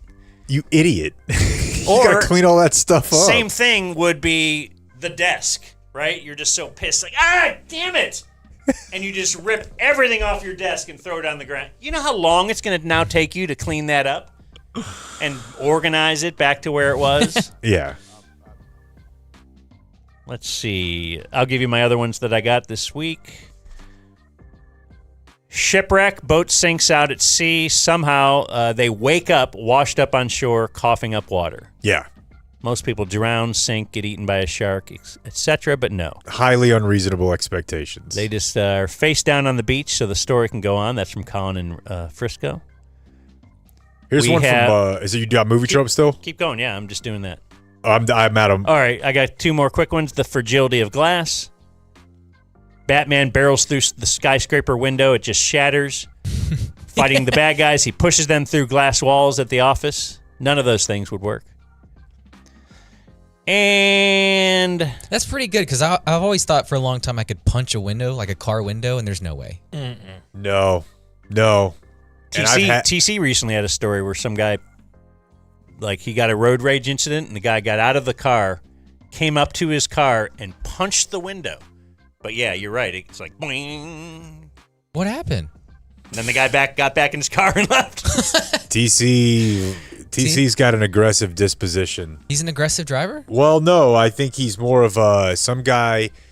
I'll try to tell this quickly. He was going to pull out of a parking spot that basically puts you out onto the street. All right. And as he starts to eke out, some guy's coming up. And the guy, they don't hit, but he's like, oh, okay, didn't see it, back up. And that guy turns around and gives him a fuck. Yeah. And TC gives him a whatever Finger, back. I think. And Might have given him a finger. I think he might have started. Yeah, it ended up with TC giving the guy the finger. Yeah. And the guy, but there's a red light there, so that guy's parked. So he just hopped out, walked over to the car, and was like, And one more movie trope from Matt: actors in movies with a drug problem always slam a handful of pills, no water. Yeah. yeah. That's pretty common. Yep. We were talking recently about body parts. I don't know why. Somebody lost their thumb. What were we talking about? Jacob says, by hospital policy, anything surgically removed, Pindy. the Soroy Pindy, must be sent to the lab for analysis. However, some things have exemptions. In our hospital system, we have to send everything to the lab except foreskins, and if the patient wants to take her placenta home, we can release it to her. Everything else is analyzed in the lab, which involves thinly slicing the tissue, like what happened to the tip of Mike's thumb. I'm not aware of any laws regarding returning surgically removed organs to patients, but the majority of hospital systems do not allow it by their own policies. So Julie's uterus, right? Didn't we? Right. We wanted to put that in the new studio. Yeah, we were going to put it up with lights on it, like a boxing glove. Tastefully. See if we could animate it, right? Like we could actually get it to become its own thing. Our friend Edwin went to India, and he had two observations. The first one, he met a lady named Anupama. Anupama. He said That's a name that show has ruined for me. Right, you can't use that everywhere you turn. You're like, I'm just thinking of Jeopardy every time I meet Anupamas. Then he also said, because recently we were talking about the white Indian guy. The guy from Norway who kind of looks, I don't know, maybe like Clayton, but he lives on the streets of Mumbai. Just a guy with a beard. He's just a big white guy, but he sounds like this. That was awesome. Yeah. And Edwin said, I was at the airport in Mumbai, and I saw an albino Indian. He said, take what you think an albino looks like and multiply that exponentially. He was the whitest person I've ever seen in my life. And I've been to a farmer's market in Vermont on a brisk fall Saturday morning. His hair was a crazy blonde color. It looked dyed, but it wasn't. When y'all were talking about the white Indian guy on the talk, it reminded me to tell y'all about this guy. Did you have an albino kid at your school ever? Dude, we did, and I felt so bad for him. I felt bad for him too, but I secretly was like, that's so cool. Do you guys have a name? Yeah. Now, this was 6th grade public school. My 1 year. No, he's going to blame the public. It must have been Andrew wasn't around to shepherd him. What did they call him? Yes. I called him friend and by his name. They called him Milky. Milky. Kind of give up, but. We used to play pickup with a albino black guy in college. One of my favorite rappers is albino. Action Bronson? No. Brother Ali. Brother Ali, that's right. How come everybody knows albinos but me? Yet, I'm the one that could be confused for one. Here's Anna Navarro. Let's see what this sounds like. Consider him a disgusting man who has consistently disgusted me from the first day of this Is that campaign. long? And I think that every single Republican is going to have to answer the question, what did you do the day you saw the tape of this man boasting about grabbing a woman's pussy? That was on CNN. I've got 3 anchored words. Rightfully, So, suffrage, Women's. movement. Is it Yeah. women's? Yeah. suffrage, Yeah, that's good. kin. Wait, what? Ken? Kin. Kin or Next Ken? of? Kin. Next of kin. Oh. Oh, no, that's Once you said akin to. KIN, I thought, yeah. Next, that's good. I have 3 gummy thoughts. These are my last emails. And gummy thoughts today will be brought to us by earlybirdcbd.com. Early bird. What's the code these days? We are using DZ20 for 20% off at earlybirdcbd.com.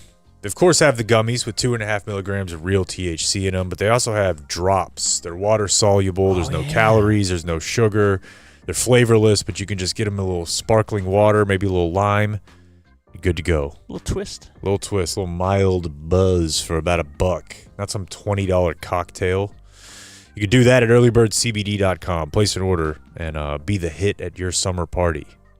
I've always wanted to say that. Summer party?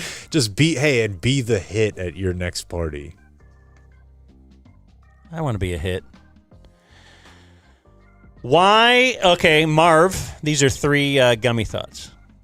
If you guys have any, feel free. We have Marv says, why is there no punctuation that expresses sorrow or deflated emotion? The exclamation point is used to express with a heightened emotion. The period is for neutral. The question mark is, you're inquisitive. Nothing used to designate the lower emotional spectrum in writing.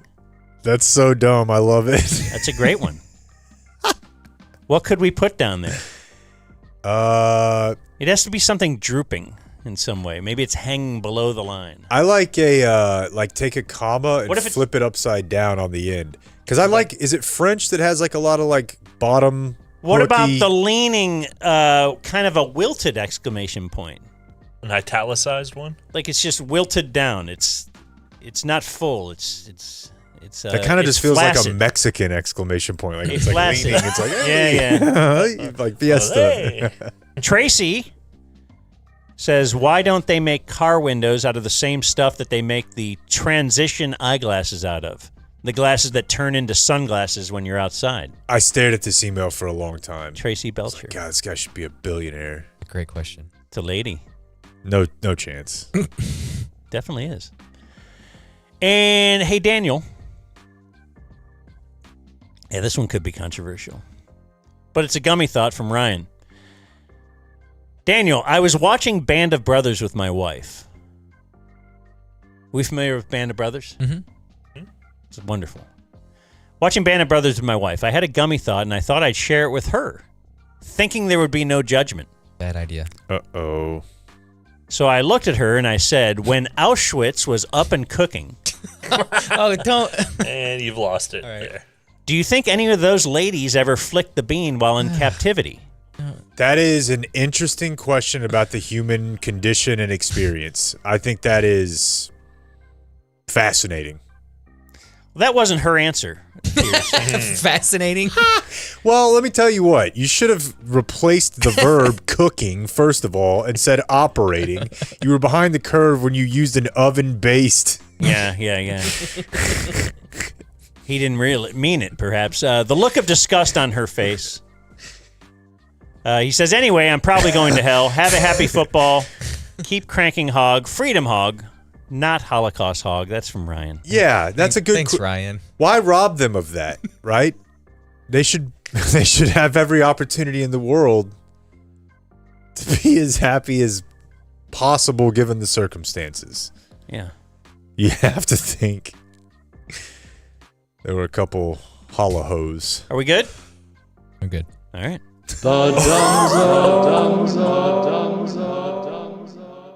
Have you met the guy that said he could do the splits? I don't know. I don't know if he's here or not. That's you? Hold on a second. You're full of shit, right? Okay. All right, hold on. That's why he's doing it. That's why I told you to warm up, homie. What is your bit? What are you doing? I can do the splits. You can do the splits. Are you the guy that emailed in? I am. He used to be heavier, so in my head he's still kind of heavy. You want to do? Where do you want to do the splits? Right here on the cement. Ha! Okay. Blake, are you impressed? We're going to have the guy do the splits. No, and see if it's impressive enough for you to give him $100, okay? No, I don't want to see it. I'm not. All right, this guy's going to do... Hey, who wants to see him do the splits? Yeah, splits. Okay, we got an old man doing the splits. 43 years old. 43 years old, full splits. Oh, yeah, okay. That's pretty yes. good, dude. That's pretty impressive. Hey, give it up for Nate. All right. Hey. Oh, Wire Will. Holy mogged shit. him. Wire Will just mogged you, dude. Totally split mogged him. Wow. Can everyone just do that? Did I just find out that Nate? I got this email literally this morning from Anson, who wanted to shout out Travis and his team at Community Mechanical. So anyway, he had another HVAC company. And he said there was a part that needed fixed, but the labor would be $4,000. And turned off my heater and gas for safety reasons, and then said it'll be 2 weeks for them to replace it. Sweet. So he said he was already planning on calling ComMech. And then he says in parentheses, I've shortened community mechanical. Yes, anyway, he has. We'll let him own that one. For an alternate quote, but also to see if they might have a better response time. Now he says, everything I've heard about this company on your podcast is true. I called the office, left a voicemail, had a return call within 5 minutes. Explained the situation. The lady I spoke to gave me emails for both Drew and Travis, asked I explain it to them. I sent all the info, including photos of my equipment. I put in the subject line that I'm a Dumb Zone listener that needs help. They call me 9 minutes later. They gave a ballpark estimate over the phone. It was a quarter of the price the other company quoted me. They sent one of their technicians to the supply store a couple hours later to get the parts. They have the parts in hand. They were at my house 8:30 a.m. the next morning to complete the work. And really, he goes on, there's a lot longer thing where they also discovered like a gas leak that was in his, because his wife had smelled. Anyway, he says they're the real deal. They have a customer for life. You have my permission to use my name, all that kind of stuff. But we've gotten tons of these, though. Feels good. Yeah. Just to know that people are, they're saving people from the cold, from getting ripped off. And they're our boys. Yeah, I'm proud of them. communitydfw.com and the number that you can call or text. And they'll return your text, 469-667-7290. Hi, Rick Renner for Flooring Direct. Back in my TV days, I used to think negative publicity was better than no publicity at all. That's not the case at Flooring Direct. We thrive on reviews. A 4.7 Google star rating, top of Home Advisor and Best Picks. I won 13 of these babies in TV, but there's nothing comparing to the Super Service Award on Angie's List for 2 decades running and still champion. Get your free estimate today. We've got the best prices at Flooring Direct. I just got rear-ended. Should I call the insurance company? It's always best to talk to us before dealing with the insurance company. Okay, but I don't think I can afford a lawyer. Don't worry. You don't pay us anything up front. No hidden fees, no surprises. Oh, thank you. I feel so overwhelmed right now. Before you call the insurance company, call Frankel first. Frankel and Frankel. Call 214 or 817, all threes. Let's get real. There's been a stigma around low testosterone and erectile dysfunction. At game day, we say any guy who walks in the door, comes in, and we shake his hand, come on in. There's no shame in your game. You know, we're going to treat you just like a brother. We're going to make you feel comfortable, and we're going to get you in and out of there as fast as you want. And if you think about it, half of guys are going to struggle with these issues, whether it's ED, low T, over 1 in 4 guys are going to struggle with low testosterone at some point. It's time to just make this stuff normal, right? And at game day, that's what we do. Rachel, by the way, is in studio here, and during the break, did the worst thing she could ever do. which was tell us how, you know what, I should have jumped in on that Trident spot you guys did before because I just had him out to, like, what are you doing? That's not great. everybody's That's the best endorsement ever. Most That's why people y'all are are not, the professionals. Most people are not pros. Yeah, this is the first time I've ever talked into a mic. I know that's not true. So tell us about Try It real quick. Why did they come out to your place? So Jeremy came. So of course I listened to the Dumb Zone, and I sent him a text message and said, "Hey, I bought a house, and I would like y'all to come and try to fix. I think it's off the tracks. There's an issue." And they came out and actually quoted out a new door, and it was a lot less expensive than I thought it was going to be. I was like, "Oh, okay, that's incredible." I ended up with a really beautiful door, and it's insulated. So the custom garage that I'm putting in will actually be protected. And we got the new motor and everything. It connects to the Wi-Fi. It's incredible. And it was a lot less expensive than I thought it was going to be. And I've actually referred them, because of what I do for a living, to several of our clients that when they are buying a house and they bought a house, they were like, "Oh, this garage is just trash." And I was like, something that will pay for itself many, many times over is a brand new garage door and a new motor, hooks up to the Wi-Fi. So if you leave the house, you can close it. And I'm so glad that we did it. It's incredible. So that's my little piece there. So thank you, Trident. Y'all did an incredible job. This is the best time to get your pool cleaned. It's spring. Everybody's getting ready to jump in the pool. I'm sure you guys did some of that this weekend. I've only had one cleaning done, so this is all I can speak to. But I will tell you that no BS. My wife came home and said, "This is the cleanest our pool has ever been." And we had a guy, and it's about the same price. I thought he was doing an okay job, but I don't know him at all. I mean, whatever, it's just a guy. I'm sure he's a fine guy, but whatever you guys did, it definitely was noticeable, like very noticeable. Well, I heard there was problems with your filter you didn't even know about. We might have had a little bit of a Dan previous roofing company or whatever, because they had left some stuff that was a real problem. No, they were just kind of ignoring. No, I saw your guy noticed it. I was at Jake's house too. Out of the spigot or whatever, shooting stuff back out into my pool. Yeah, it was shooting like the leaves back into the pool. Yep. So I was like, wait, we just vacuumed this out, and now it shoots it right back in. So it was like, obviously there was a hole in the system, but he took care of it. Your old guy did not notice that, and these guys noticed it right away. Same thing. My wife usually does the cleaning and stuff, and she, our other pool company, our old one, because we now signed up with Puddle Pools, puddlepools.com/ Dumbzone. Dumbzone. Okay, my bad. That's all good. I think I erroneously said that earlier then. That's way better. puddlepools.com/ dumbzone.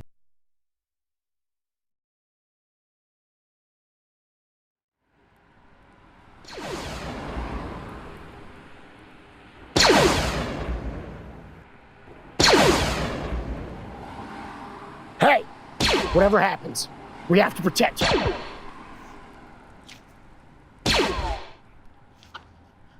I'm out.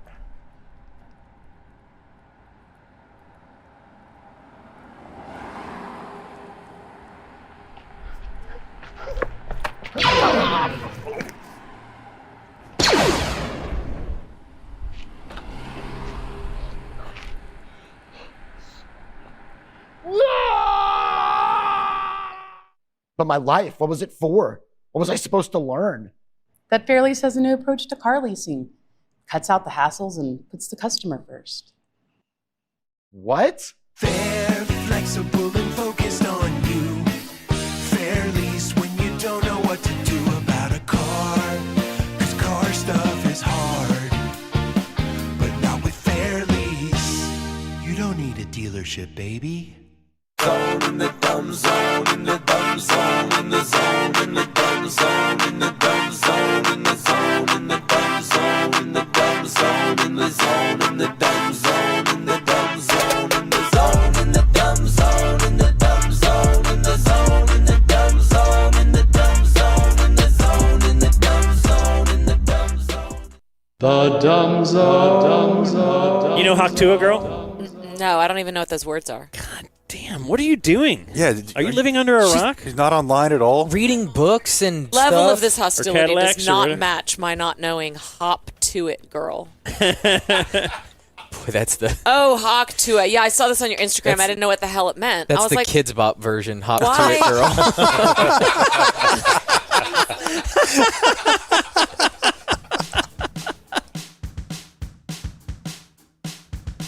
You're listening to The Dumb Zone. Can I promote something? Sure. It's your show. We had an email in viewer mail from Edwin. Remember when he went to India? Saw that albino guy? Yes. He participates with his son in Miracle League with me.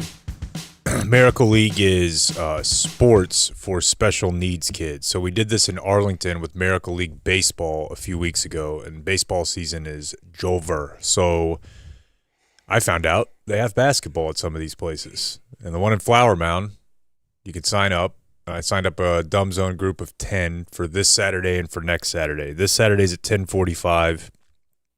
Like I said, it's at Flower Mound, Cross Timbers YMCA, and it goes till noon. The following Saturday is 9:45 to 11. For this week, I need like 3 or 4 more people. jkemp88@gmail.com. Hit me up. And where are you going to be? Cross Timbers YMCA. You can come see the guy who handles all of our money. Our CFO is participating. Just skimming off the top? He might be. It's okay, though. He's cool. Yeah. He's our trusted skimmer. How come I can't search my computer and find Romo Was a Miracle? Is that in our Dropbox anywhere? We need that for your Miracle League plugs. I also want to plug. He should have never got in. So you're doing that Saturday. Saturday morning, yeah. God bless. What? And then Sunday, we're heading to Oklahoma. Broken Bow. Mm-hmm. That's where Alexa's pot shop is. Or legalized marijuana, medical marijuana, right? Again, I'm burping, sorry. But I wanted to promote, we're going to do the UFC fight. And then the next day, we're doing our show. And then that evening, we're doing the quarterly business review. So that is a thing that we do for our VIP subscribers, which you could be on either patreon.com/thedumbzone. Mm-hmm. Or when you go to dumbzone.com, that's another way you can subscribe. So just want to mention that. We're doing our quarterly business review on Monday evening. Right now, I wouldn't mind doing a quick little today in Twitter to follow up on something. Sure. There you go. Romo was a miracle. How do you have he's that? Drunk. It's on YouTube. Oh, he's super drunk. You want to hear the whole thing? Kinda. Is this where Parcells came from? Yeah. Romo was a miracle. It was a miracle, wasn't it? He's just at a bar and some fans are recording him, and you'll be able to hear the piano bar Hotel California rendition playing in the background, which is too freaking good. There you go. Romo was a miracle. It was a miracle, wasn't it? He almost never got in, and he almost got. Tebow was never hit the field. What if you were the Jaguars, or if you just drafted to sell fucking jerseys? That's the only reason I brought in Bill Parcells. Sell family fucking race. That's what it is, not right? Shit. I love him. Yeah, I know you. That was shit, but I wanted they were on my ass so bad about Jay's got to have a yes man. So to get this fucking statement, he could bring his ass. Well, you wouldn't take Tebow in the 3rd round. That guy is the worst reporter of all time. It's not a reporter. It's a fan. I know, dude. But that's what I'm saying. He just said the craziest shit you could imagine. This And he guy's went like, back to What Tebow. about Tebow in the 3rd round? Because, he that's had what started wanted with to talk Tebow. about. It was in the news, right? Oh. It was around that time. This is like 2011. But he just said, everybody says Jerry wants a yes man. They got to get his ass in here to get this fucking stadium built. And he followed up on Tebow instead? He's like, yeah, you wouldn't. Jay's got to have a yes man. So to get this fucking statement, he could bring his ass. Well, you wouldn't take Tebow in the 3rd round. Why? You never get on the field. I can't get him out there. Hey, that's a two-time GM of the year right there that correctly identified the talent of Tebow not being one of a real NFL quarterback. That I'm going to take that as the positive view of it. I'm going to say the negative view. He didn't necessarily say I don't want him. He acknowledged I wouldn't be able to get this guy on the field. Everyone else would know he sucked. Because I got Romo? Because he's saying, well, just like I've got tickets to sell. I would do it is what he's saying, but I can't get him on the field, you know? But just the part where he's like, and Bill ain't worth the shit. I love him, but he ain't worth the shit. I love hearing him curse. I love the audio, and I'm sad for it, too. Like, it's the old... These guys, those guys that were drinking at the bar, what a nice, cool thing that happened to them. They got drunk Jerry Jones talking, but then they publicized the audio. Yeah, well, that's not near as bad. I mean, he's had way worse ones get published before. Sure. Remember the one where that guy was getting married? No. Here, I'll play it. No. Some guy was getting married, and they're at the bar, and like the groom's party walks over to Jerry, and they're like, "Hey, our buddy's getting married." Hey, Jennifer, congratulations on the wedding. Now, you know he's with a black girl tonight, don't you?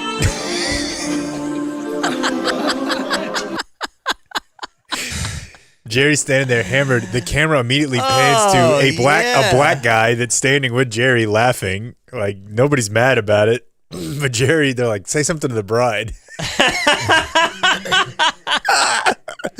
Dude, and he is hammered looking. Yeah, you know. Hey, black girl tonight, don't you? Yeah, you know he's with a black girl tonight, don't you? Felix male. Right here, Jerry. Thank you, buddy. Thank you, buddy. Man, Patrick Dumont would never do that. I mean, close. All right, sorry. That's awesome. No, I just want to follow up on a quick today in Twitter, then we'll do the news. That is the... Remember, I was thinking I got ball sacked again the other day because they showed, I think this is picture 1 for Space Force. Remember, I saw this and it said, "This is real, not photoshopped," and you guys all laughed at me. Rightfully so, based on some of my history. That this lady is getting sworn into the U.S. Space Force. And maybe you were thinking it was fake because she's a major general and it's a lady. And I know you guys don't think women can accomplish anything in life. I do as a father of 2 daughters. But in the background of this picture, so she's getting sworn in, holding her right hand up, swearing to God that she will abide by all the Space Force regs. And behind her is like a stormtrooper and other space things from movies, I guess. Darth fucking Vader's there. What? I don't see Darth. Oh, there's He's Darth on Vader. the right. He's on the right. He's got. Well, there's that a red guy there, Boba and there's Fett. another white guy. I know this stuff. These All are right. the bad guys. All right. Oh, it's all the bad guys. That's why if you're about to tell me this is real, I was doing the math in my It's head. absolutely real. Show picture 2, because then I went and looked. Well, let me look up this lady. Yes. What? Yeah, that's Boba Fett, right? Yeah. She was being sworn in, but this is now the way Twitter works or media sometimes, right? This was 2021. Or maybe it was 2020. The point is, it wasn't like last week. But I saw this picture last week, and that made today in Twitter last week. Okay. You guys said it was all fake. Search her name, search sworn in. No, you're definitely right. And you will find a picture of a lot of space characters from movies with her. And I didn't even think about it, but you guys are now pointing out it's all the bad guys. Yeah, the Empire was the bad guys. You don't want to necessarily say, this is us, the Empire. But that's what we are, right? Yeah, but I have to point out that America's been a pretty chill empire. Overall? Yeah, think about it. Historically. We played a tough schedule. We've been pretty chill. Not near as many rapes as the history books.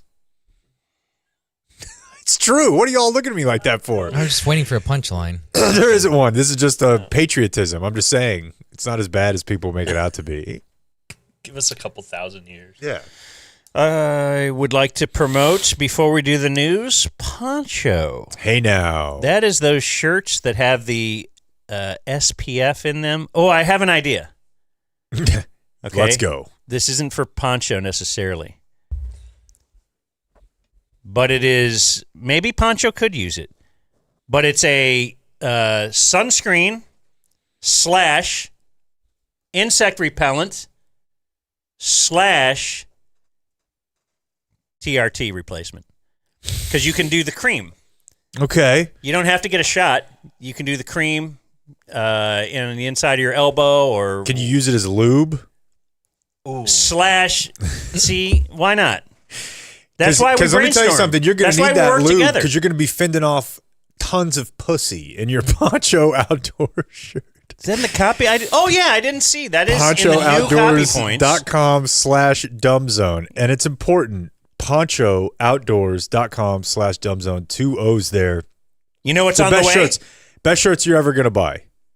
So Father's Day. Father's Day. Oh, yeah. What father wouldn't enjoy a nice... Don't buy a shirt that sucks. These shirts fit well. They don't shrink. You don't have to iron them. They're breathable. Blake wears them with Steve Berline. Yep. You can sweat in them if you're a sweaty pig like me. Good stuff. PonchoOutdoors.com/dumbzone. Get $10 off. All right. Here's Jake with the Dumb Zone News. All right, let's navigate back over here. Don't have the full details on this, Dan, but it looks like Phil Mickelson is in some trouble. Oh, no. Money? Tax? No, although this could result in that. You may recall he stepped away from professional golf earlier this year. Said that he needed some private family time due to a health issue. Golf Digest reports today that a female club employee at the Farms Golf Club, the prestigious golf club near his Rancho Santa Fe home. This is like his home club. Yeah, he's been kicked out. Dang. Yeah. Allegedly approached a female employee, initiated non-consensual physical contact with her. The employee reported the actions. His attorneys say that video will absolve him. But yeah, they kicked him out of his club, and he's out, which doesn't happen. She didn't want to party with Phil? I bet you, though, that since he's Phil and he pisses people in golf off, there are people at that club he's pissed off that are like PGA guys. Like they're just waiting for this moment? They're friends with Jay Berwanger. That's who I think is a name. No, I think that you got a couple guys mixed up.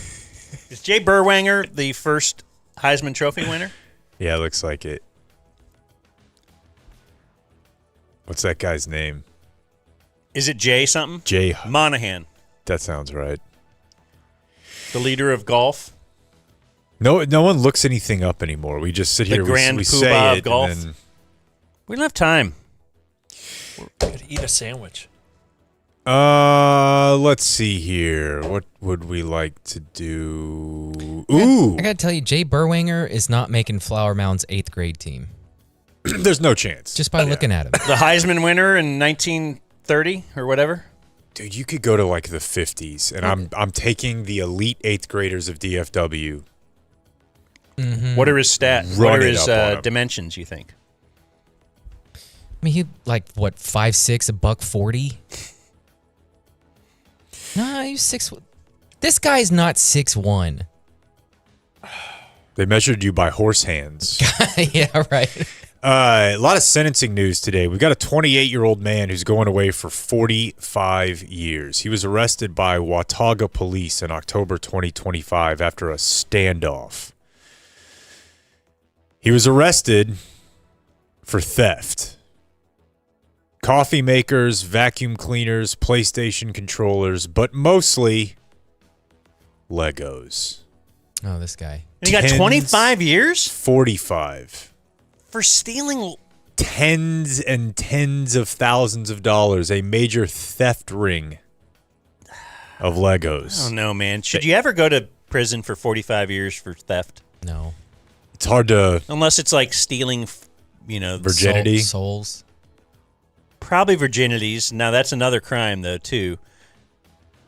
I don't know that souls is a crime. I don't know that you can prove that. I just mean like people's life savings type thing, scamming olds out of all their money, maybe. Yeah, that seems worse. Maybe all the foreskins that they were saving. Didn't you say they saved those in the hospital? Yeah, $30,000 in merchandise. That's not. Doesn't feel like 45 years. Because Carmelo Anthony, for his lack of effort on defense and poor shot selection, yesterday was sentenced to 35 years. He is eligible for parole in 17. This is the kid who did the stabbing at the local track meet. And I pulled the picture of his mugshot because... He's gotten older. Well, no. He's certainly gotten older. They give you a haircut. But I'm interested in what we're putting prisoners in now. For a while, we went through we're going to put a towel around their neck, like a DUI arrest or something. They would block out any signifiers on your shirt, But I'm just going to say it. They have Carmelo Anthony dressed like a slave. Whoa. It's like a burlap sacky thing that looks like prison in Louisiana in 1925 or something. Mm-hmm. I'll say it. It's giving property. Like what? Am I crazy? Yeah, you're right. No, you're right. Like a Belichick cut or something. It's a weird some kind of a old.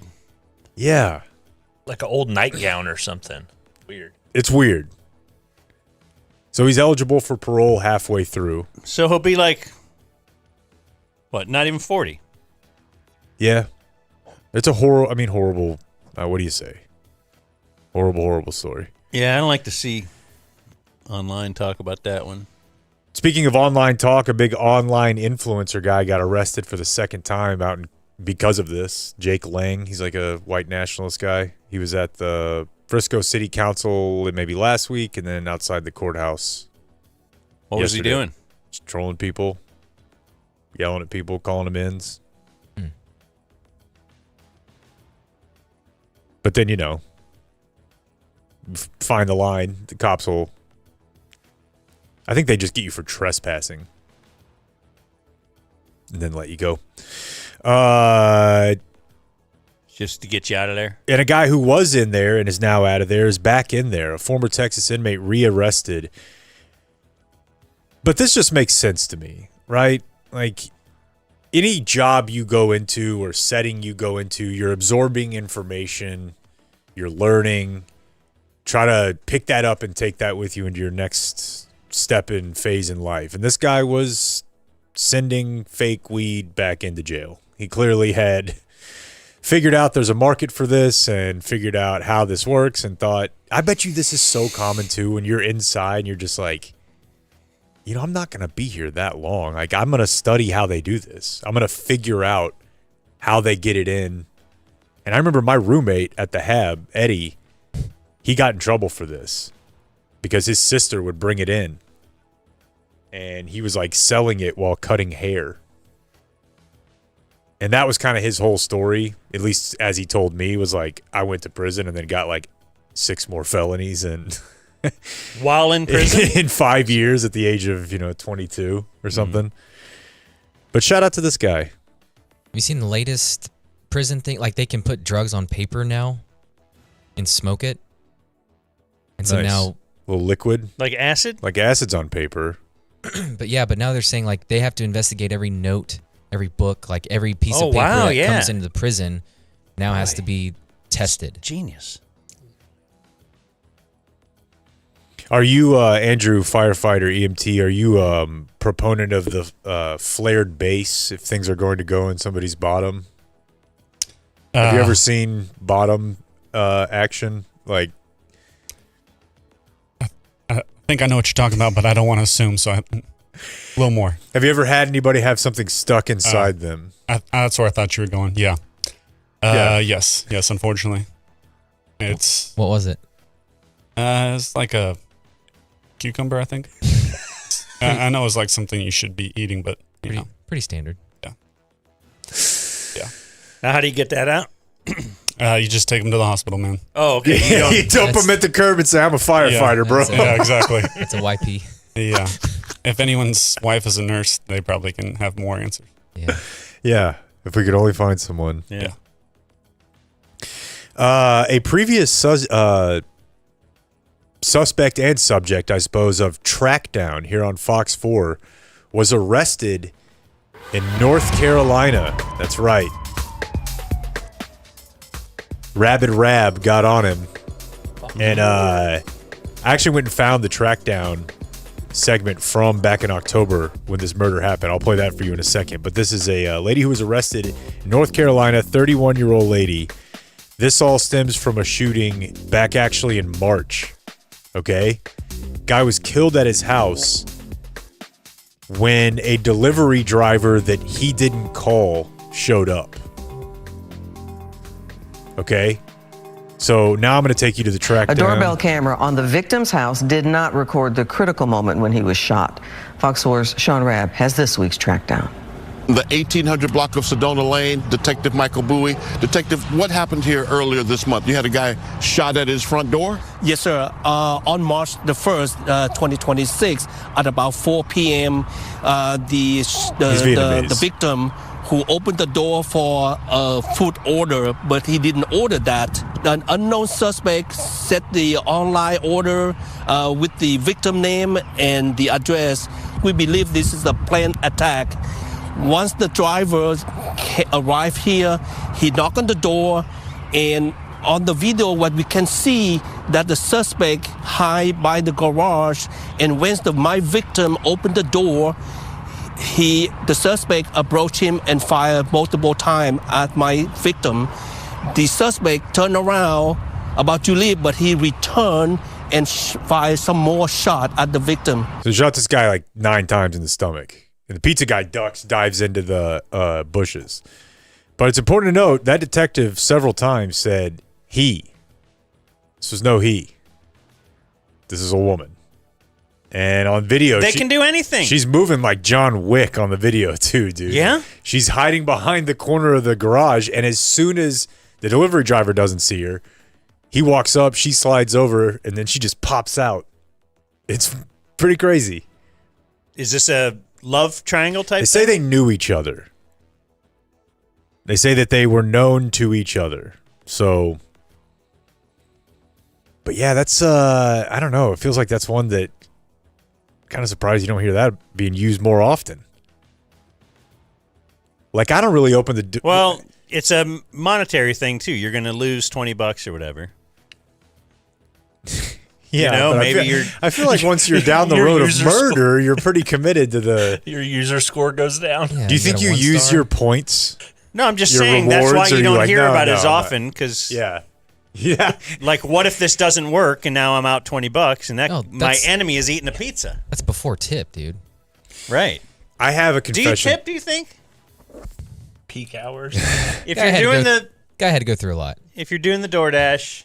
Okay, go ahead. Confess. What if he is? Nah, that gave me a second to think about it. That was very traumatic. Oh, man. It's Confession Thursday. It's not so much a confession. It's just that all I'm eating these days is delivery pizza. Like I don't eat on a schedule with my family anymore. And every pizza place has a buy one get one. And I'm just ordering 2 pizzas a day and eating. Look at this. I saw your lunch that you brought is just pizza. Yeah, and like Blake, I just eat off that with broccoli for like, it's just all 6 a.m., midnight, just. You're eating this pizza every meal. Every meal. So you're like the Matt Grimm of. It's just like it's just there. I got us a pizza place for next week. Okay. He's scouted out Broken Bow. Oh yeah. He's telling me about all the places I might be able to eat. Yeah, which aren't as many as him. Yeah. Just all kinds of things. There's a bowling alley there, apparently. Go-karts. There was a local DJ of some note. His name is DJ ASAP.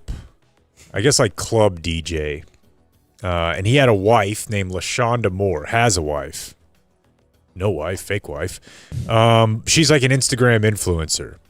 They were running, or they're accused of running, the pyramid scheme, BINT, Blessings in No Time. You may recall that we covered this story once upon a time, and actually Sean Kernan late pitched to see if he could change the name of his business in the copy to Blessings in No Time. But it was like during the pandemic, they launched this scheme to try to help people who were struggling with money.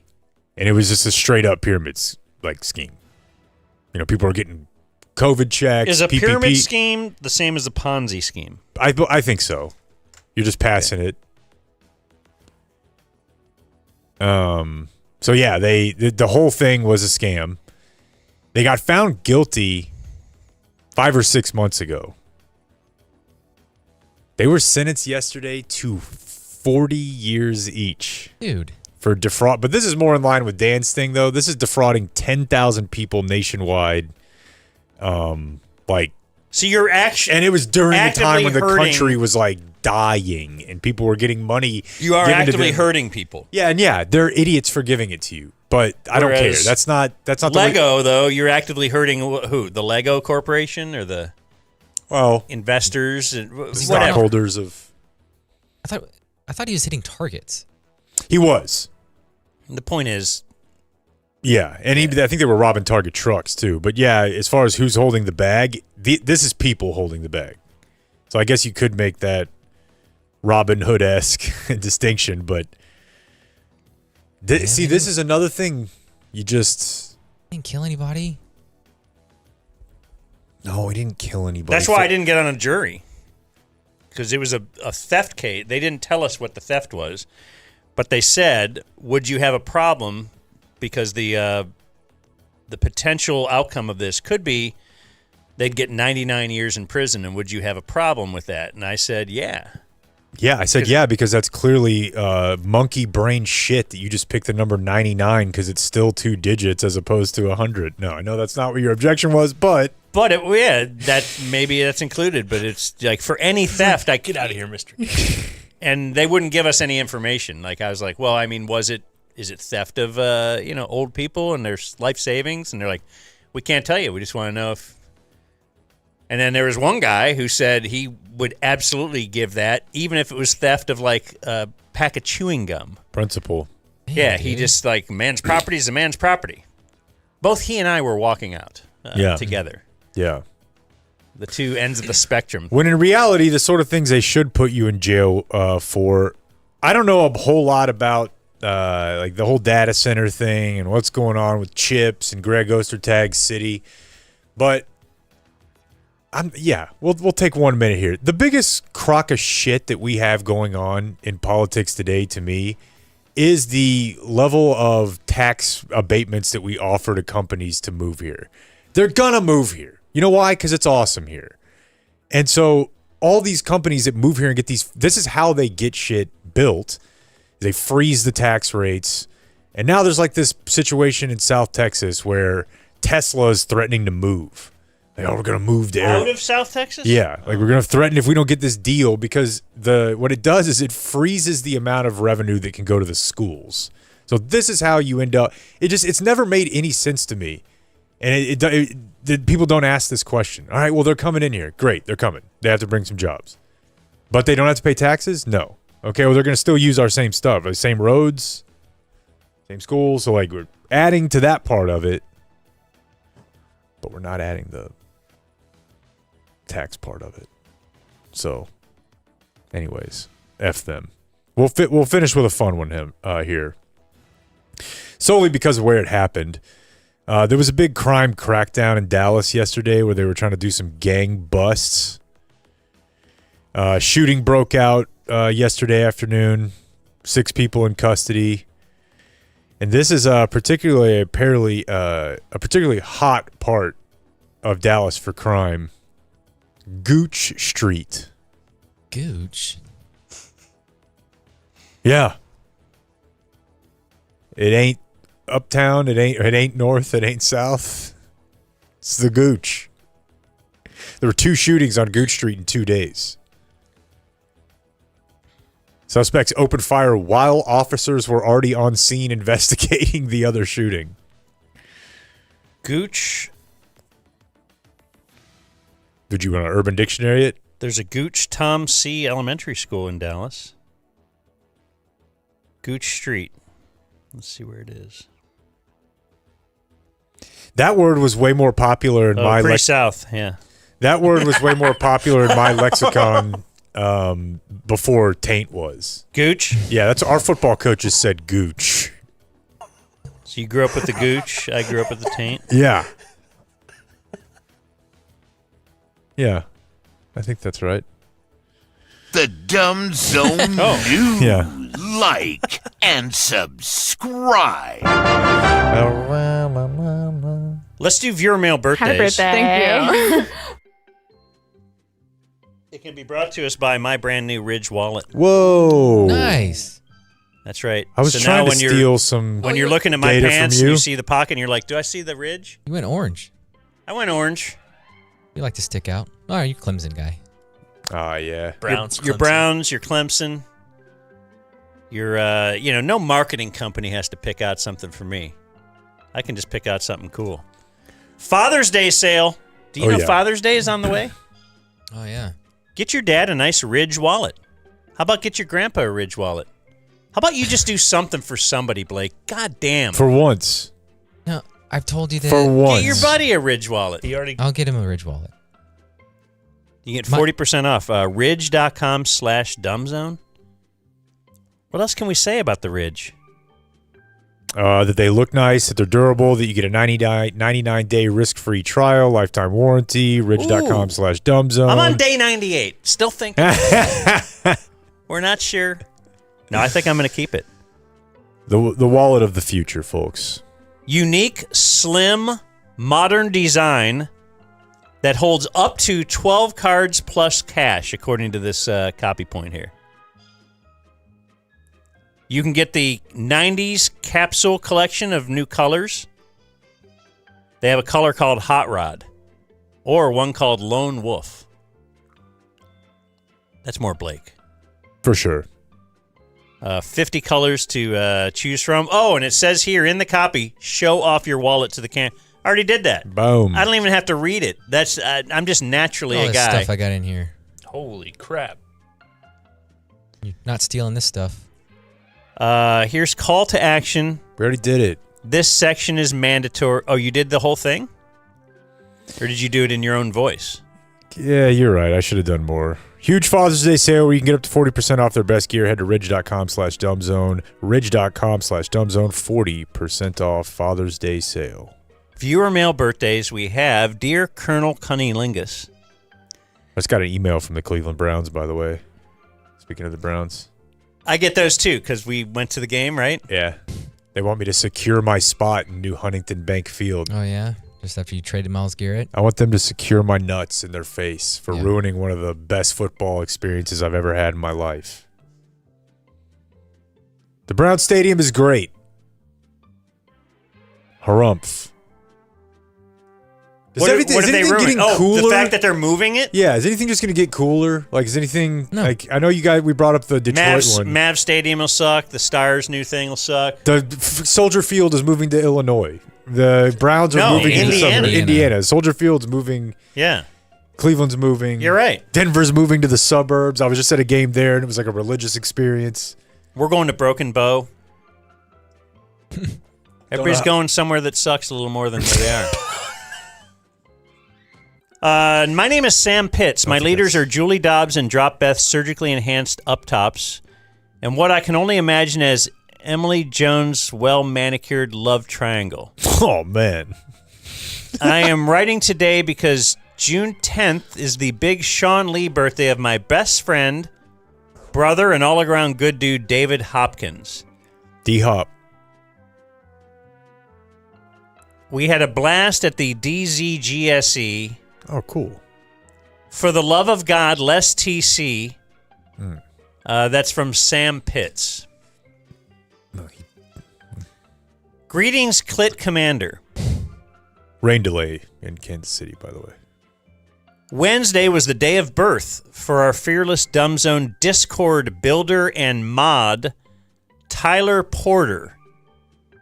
I think that's his name. No way to know. Mm-hmm. He is known as TYLPR. Anyway, thank you, Tyler, from the same 5 boring people talking to each other. Doesn't never stop us. Yeah. Nope. Good dude. Hi, Dan and Jake. Hi. My husband, Jeremy Edwards, is turning the big 4-0 June 11th. Lordy. He's the biggest P1er, if that's what it's called. You nailed it. You guys have been the other woman for our entire relationship. He used to sleep with his phone speaker tucked under his ear on his pillow each night. That's cool. He now has a full-on sleeping headband/headphones setup. King. He's arrived. The headband has become a permanent part of his daily wardrobe and get-up as he listens to you guys all day, every day. That's sweet. He is famously known as the guy who lunches in his car using the car tray. I love it. Yeah. Let's see. He was at Whataburger. Bro, what am I looking at here? They got headbands with headphones in them? I've seen the sleep mask. Is there a mask with headphones in them? That I have. Yes. I don't use it. Someone gave it to me, but people swear by it. Is there a mask with the whole ball gag and the headphones? Yes. And SPF 50? Yeah, and TRT. Because you guys, I don't think you guys really understand how much of a headband guy I truly. You look like a headband. When I'm not guy. when you were wearing the LeBron jersey. When I get home on from Friday evening to Monday morning, the headband doesn't come off. Is it sweat? I don't know. I probably You just started like that being way. a guy I've with a always headband? been. What if you do wear a headband during the show sometime? I don't think so. Show the ladies. Your wife won't allow it because you'll She be hates too it. attractive? No, she's not a fan. But I'm looking at Sharper Image here, and they've got a Bluetooth headband. They're still around? Oh, yeah. Big on The Image has never been sharper. Please let Jeremy know he's the best dad and husband. Do you want to tell him that? Well, hey, Jeremy, you're the best dad and husband. Let's see. Anyway, she likes him. Alyssa. Her name is Alyssa. It's hot. And his name is Jeremy Edwards. Jeremy. Dear CD Clam. Yeah. 2 more. I'd like to wish my son Hank a happy Matt McBriar birthday. Leaders are... No chance. 13, maybe? 1? It's her son. 1. Yeah. Leaders are Retro Hooper. Yeah. I like him. Shoddy's White House. Wait, what did we say that was? Well, he has a place. He's got the condo by the Star. But it's not like it's not just hookers and cocaine. It's right. It's Papa Shot. It's live, laugh, football signs. Right. It's little mini putting the golf green. thing. Yeah, like Forrest, it's basically what Forrest you think Gump of playing on a loop. It's what you think of the Dude Good Perfect movie. guys hanging out, right? Yeah. Without a doubt. Yeah. It's got a golf sim and a pop shot. It's also got like a plate, like on the wall is it's like a place to FaceTime with your wife, so you can actually talk to her while you're there because you miss her so much. He had Flooring Direct put in AstroTurf. His highlights playing on the TV. Anyway, son's Matt McBriar birthday, Shoddy's White House, and Angela spending 80% of his weekly food budget in one sitting at Torchy's. Yep. 9 months before the son was born, Jake made his first appearance on the show after a month away from rehab. Yeah. All right. Yeah. State -9. Keep grabbing life by the box. Chase those imps. From Garrett. And good morning, Whoopie Maker Dan. Car tray pioneer DF Jeremy. Oh, I think his wife. That's the guy's name, right? Jeremy? Mm-hmm. He's the original. He wants to hear Dr. Laura Terry Schiavo call. Ruth Conda Forever. Yep. From Jeremy. Do we want to play that Dr. Laura thing? Or do we want to move on? I like it. Do we want to have someone besides me find it? On it. I don't have it ready. Okay. Jeremy, welcome to the program. Hi, Dr. Laura. Hi. I have your Go Take on the Day coffee mug. Excellent. Yeah, I don't drink coffee, but it does work good on my desk. Well, it holds tea, pencils. Yeah, and my little TV. There you go. All right. I have kind of a strange question. We've been watching this Terry Schiavo case and listening to it on the radio, and it's been for a few weeks now, and me and some coworkers actually took a bet on to see when she would pass away, and I won a considerable amount of money, and I'm wondering, I feel a little guilty now about this money, so I wonder, can I keep this money, or what should I do with it? Give it all back to everybody who bet. Do you think so? Tell them it was sick. What about if I give it to charity? No, I think it's a lesson each person who bet needs to learn. Yeah? I think you do better giving. The most charitable thing you could do is hand the money back to each and every person and tell them this was sick. We never should have done this. Because we now got money on the Pope. So, I mean... Okay, so this is really a fake call and you're a jerk. I'm Dr. Laura Schlesinger. My number 1-800-Dr. Laura, and I'll be right back. Yeah. Yeah. Community Mechanical presents On This Day in History. First, a quick word about our boys at Community Mechanical. They are the title sponsor of the DZGSC this year. They are the title sponsor of the Brandon Aubrey Show. Brandon Aubrey, in fact, uses Community Mechanical. He got that preventative maintenance. Actually had him come out the first time because another AC company said his unit was shot and he was going to be about $10,000, $12,000 for a new one. Might have seen dollar signs in his eyes because he was talking to a Dallas Cowboy, It happens like that. But Community Mechanical, they'll shoot you straight. They actually fixed Brandon's unit for like $100. It's going strong, and they are going to install his the new unit at his new house that he's getting with his shiny new contract. CommunityDFW.com. Hit them up, have them come out, do some preventative maintenance. If you need a remodel, something like that, a mini split's never a bad idea. Call or text Travis anytime at 469-667-7290 or CommunityDFW.com, Dan. So today's Thursday, June 11th. On this day in 1955, I know we've talked about this in the past, but it was motor racing's worst disaster. The 24-hour Le Mans race in France. 2 cars collided and crashed into spectators. 80 people were killed. Yeah. What if they just kept the race going, though? Right? 24-hour race? Yeah, because I don't think that all of the crashes were at once. Well, no. There was one crash, but it went into the stands. That's the problem. Yeah, no, I watched something about this before. People were like, yes, it was. You're like right there. On this day in 1962, Rich.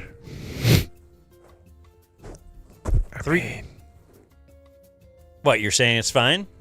And they deserved it? I'm saying if you go stand around in 100+ years ago, cars going at that speed, you deserve to die, basically. Like, you're asking to die. Do you think... Like, what are we talking about? Do you think a guy standing, like if you want to watch Rory hit, and you're like right in there, and he happens to just slice it just a bit, and it goes into your temple? Certainly, it seems like the risk is much lower. I guess you got to be ready for it. But again, I'm looking at this track, dude. These people are standing there. Like, they're not. It's like courtside at the NBA. It's like courtside at the NBA. Exactly. It is exactly like that. And it's just French people, right? On this day in 1962, it's the day that 3 prisoners at Alcatraz staged an escape. They escaped and were never found. So maybe they survived. Yeah, then I think they took over the island and demanded some better treatment of veterans from the federal government and had a warhead, actually. That's one of your better movies. God, that movie. Pew. Peak. On this day in 1990, Nolan Ryan pitched his 6th no-hitter at the age of 43. Only needed 177 pitches. Yeah. Man, he was such a... You don't know how we would mobilize to go to Cleveland Stadium if Nolan Ryan was coming through town, dude. That's cool. I missed that.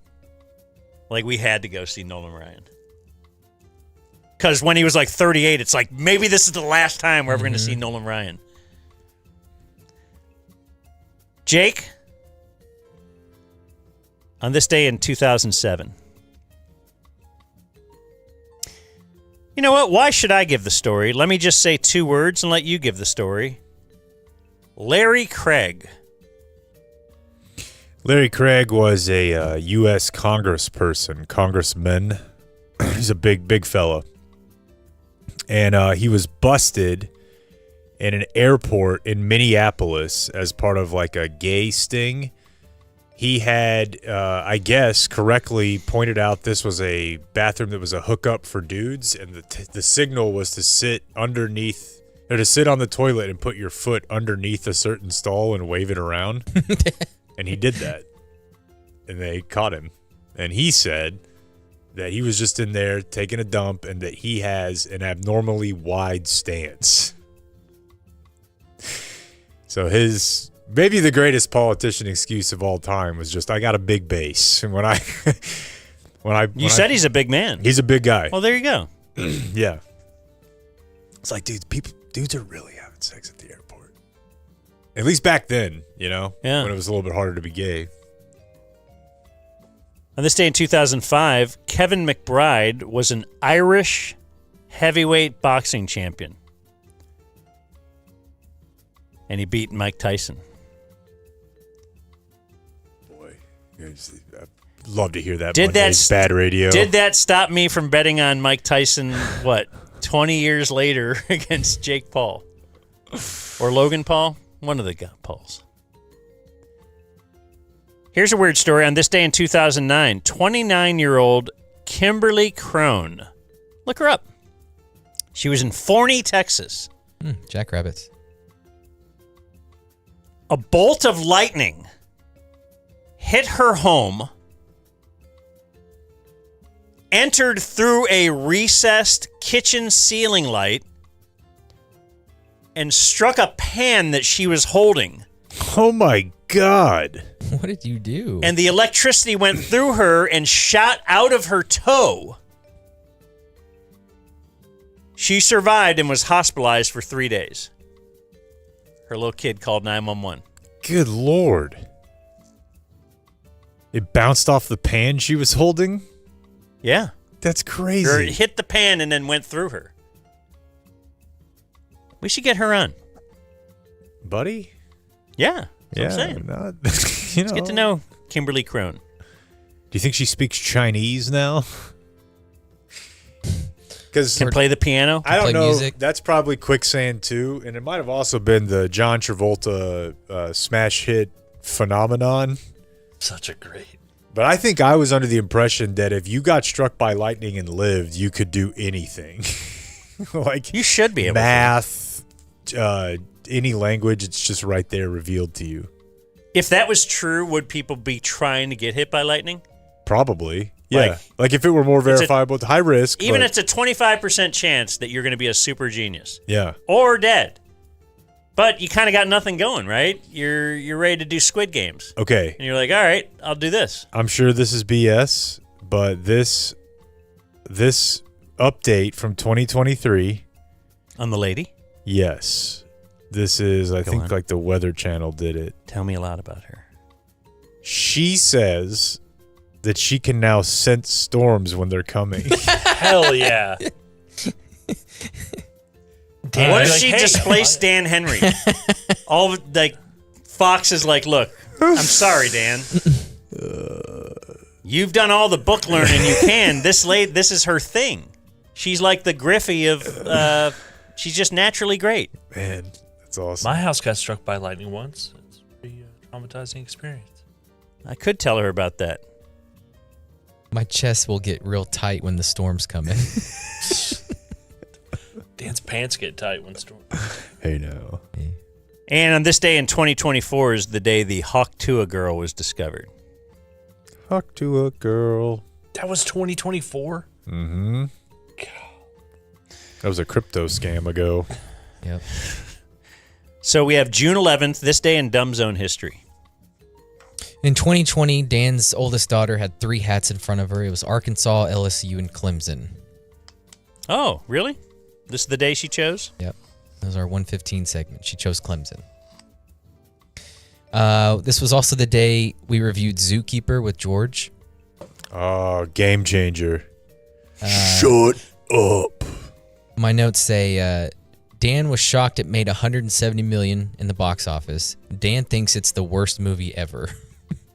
That's just, I don't know, foolishness. I really enjoyed it because it's funny. It's funny as hell. It's animals talking, Dan. Here's a scene.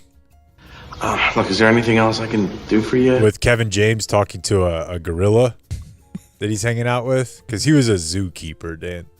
Look, is there anything else I can do for you? Can you get me my view back? It's not my call. I miss, seeing the world.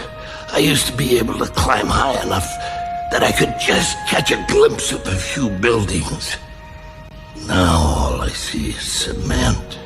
I wish I could help you, Bernie, but that enclosure's gone. It's where the snack bar is now. All right. Do you mind if I ask you a question? Anything. Is TGI Fridays as incredible as it looks? Pretty good. Pretty good. I mean, Nick Nolte? Come on. I see why that script was nominated now. Wow, man. It's pretty good. Because it's like the gorilla was talking and insane. Even gorillas love apps. Shut up. Was that your ender? Oh, what a D. We only did one show on this date. And that was it. I'm asking. In 2020. That's not being a dick. That's being a guy who wants to make sure you get all the information out that you want. My other note was if Jake could pick one country to choose women from, it was Brazil. Yeah, I stand by that. Because of the waxing? No, just zest, butts. Like the whole. I like fire. Dance is now Cajuns India. are almost like white Brazilians. Yeah, so. India. Let's go. Yeah, no, that's your thing, for sure. There's some powdery ones. Powdery. Shove an albino Indian. No, lady. but I don't want the albino Indian lady. Okay. That's against the whole point. Other birthdays today. Brock Holt is 38. Ranger at one point. Was a Ranger. Do you know? He's the only player in Major League Baseball history to hit for a cycle in the postseason. Wow. However, so much better than the 3 home run guy the other day. I'm going to move past that because I don't remember what you're saying. Just a guy. Go ahead. Yeah. However, so he had a single, double, triple. Not in that order. But he needed the home run. They're winning 14-2. They served him. And the other team had their catcher pitching. In the playoffs? Yeah, well, it's 14-2. It doesn't. Well, maybe there's actually a reason at that point, right? And Save your arm. so Brock Holt needs a home run for the psycho. He hit it. I don't like that. See, that's at the all. thing. People Baseball's are usually supposed to just be using that fun piece of history and thinking, oh, look, I'm just going to give that. Give a little context, and we're not going to be that impressed. Right? As impressed. It's fair. That's really, really lame. Especially for baseball that takes itself so seriously about stuff like that. Joe Montana is 70. Once watched a football game with my brother. Oh, yeah? Yeah, my brother's pretty good friends with his son. Still. Does he know his daughter? Hannah?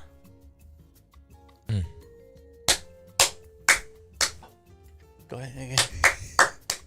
Come on. When you play that, No? play the Arbel Reese drop. Oh. Yeah. Diana Taurasi is 44. She has a really long face. I guess her whole body's just long. Now, she's not with Vrabel, right? No. Diana Taurasi Yukon, is right? not Diana Rossini.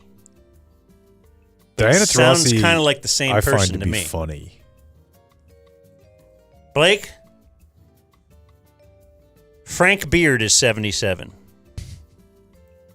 See the last Still one alive. You know the you know the ironic thing about Frank Beard, of course. Uh-huh. He's blind. Didn't the one without the beard in ZZ Top. No, it said he's the one that kind of beats around the bush. He's never real direct. F it. Dr. Mehmet Oz is 66. He sucks. Bad. Born in Cleveland. Yeah. You never see him at the Browns games. No, you don't. Are you familiar with Yeah, would that have been the courtside at Cleveland? Like if the Cavs went to the finals this year? Here's Drew Carey. Here's Dr. Oz. Travis Kelce Me. and Dr. Oz. Are you familiar with the tree trimming or tree cutting company? I think it's pronounced like Asplund. Yes. Yeah, orange. The orange truck. It's not, you don't see it down here too much. Used to. Out there, though, I think it's much more popular to the point where kids will have like the toy truck, right? He's married to the heiress or one of like the money that guy has. Dr. Oz? Yeah, he's married to one of the into one of the richest families in American history, and they're like super corrupt. How'd he do a thing where like he ran for office but didn't get it, but then it still seems like he's in charge of doing lots of stuff? Well, I mean, he got routed by Fetterman, and then Trump won. Put him in the cabinet. He's in the cabinet. What is he? He's like the Surgeon General, isn't he? I swear he's like. What is his position? I don't care. Peter Dinklage is 57. He's a little guy, Other little fella. dwarfs hate him. Yeah. Oh, why? Don't you remember all that, dude? Snow White. Because he started complaining about like, oh, I guess you got to cast dwarves because it's 7 white in the dwarves. And then all the dwarves that they had hired for the movie that they fired were like, hey, fuckhead. Oh. We only have one lane. There's only one job we can get. And I don't remember you being real picky when you were doing Willow or whatever. They're not trying rom-coms? Well, like I all mean, those guys couldn't then go compete with McConaughey I for remember his there's next a guy. role? There's a guy from the world of like wrestling, a little Hornswoggle. fella that like really got after him and like broke it all down in a very like, you're an idiot. You're not helping us way. Kind of served Dinklage pretty hard. What has Wee Man ever done besides? Does Wee Man do other shows, movies? No, but I mean, he was like, you know, he was a skateboarder. Like, and by novelty, people would give him money to sponsor him because he could do tricks and stuff. Okay, yeah, So, I like, see that. Yeah. Dude, it's like. But no, he was never in The Rock. Who's the comedian with the show you told me to watch on Netflix? It's a show. They do skits. Tom Segura. Yeah, Tom Segura. You should watch the latest season, episode 1. There's a great movie trailer in there. This is Bad Thoughts? It's unbelievable. I didn't know that was a sketch show. Yeah. I thought it was like a serialized. No, it was no, like dude. No, that's Bert Kreischer has a serialized show on Netflix. Right. I'm in. Where they take their shirt off. Didn't a soccer player in Spain like celebrate his birthday with a bunch of Spanish midgets, and they were like, "Hey, you can't do that." Yeah. And then they were like, "Well, he paid us really well." Yeah, the midgets are like, "Hey, yes, shut up." Lamine Yamal. He's like the next global superstar. Yeah, they tried to get him like a hate crime. But that's because in Spain they actually have something on the law about how you can't make them do funny stuff. It's like written vaguely where it's like whatever you think it is, If you think it's funny, it's not good. And they were smuggling them in. I have a new birthday request.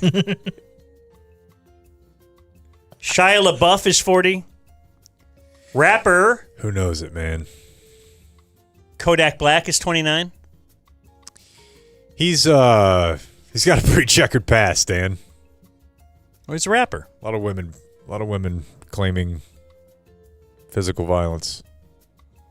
Art or artists? What do you want me to celebrate? It's here? true. I mean, I'm going to go to the mat for Kodak Black's catalog. George Willig is 76. That is a stuntman who climbed the World Trade Center in 1977. And he hasn't done it recently. How did he die? He's alive. He's 76. Oh, wow. We're still alive? That's crazy. Christina Crawford is 87. She is the one who wrote the book, and then they had a movie about her called Mommy Dearest. Hold on a second. She's 87. What? George Willig, okay? Is he dead? He's not dead. Does he have a checkered After the past? 9/11 attacks that destroyed both towers of the World Trade Center, Uh-oh. Willig said he regretted climbing the tower, as his actions may have brought them to the attention of the terrorists. Okay. Settle down. The F over yourself, pal.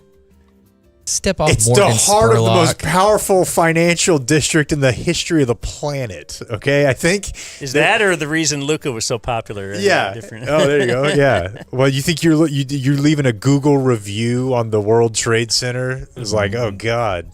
This came across our algorithm. Before this is Morgan Spurlock. Before this gets out, I just need you guys to know. Yeah. It might have been my fault. I'm sorry I did 9/11 when I climbed it 40 years ago. Ray Nagin is 70. Mayor. Did he end up in South Lake also? That's a good question. Or was that just the other one? Anyway, he was the mayor of New Orleans during Katrina. Oh, before I do Dumb Zone birthday of the day, Blake sent me a couple that I missed. Sadie Robertson of Duck Dynasty is 29. Mm-hmm. Do they have a hot? Is that who that is? That is hot? I think she's very attractive. That they're her mom, Marilyn on the Munsters. Joshua Jackson is 48. That, my friends, is Charlie Conway, one of the greatest movie characters of all time. Anna Saway is 34 from Shogun. And nobody's asking you to say it like that, man. You can just... That's the way they say it on Shogun. Shogun. We grew up thinking it was Shogun. Shogun. It's not. You don't have to bow like that. You don't have to do that with your hands. And Ned Fulmer is 39. He is the co-creator of the Try Guys. Oh, wow. Is he the one that got busted? That's different than the Fly Guys, right? Who would fly in with the guy in Succession. Oh, yeah. Dumb Zone birthday of the day, though, is Jimmy O. Yang is 38. I looked at my wife the other day when we were at the GSE. I had a Chinese cigarette in my hand. She's like, "What?" I said, "Special location." Born on this day, now dead. Vince Lombardi. Redskins coach. Henry Hill.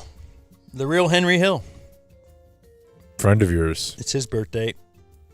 And Jake, Ryan Dunn. Aww. From Jackass. Born on this day, now dead. Dead on this day, still dead. An artist. Daniel Beard.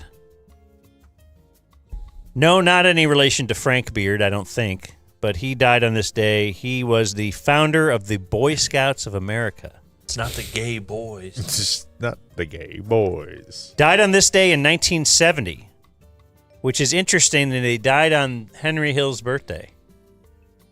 The real Billy Batts. Oh. Who was telling Tommy to get his shine box.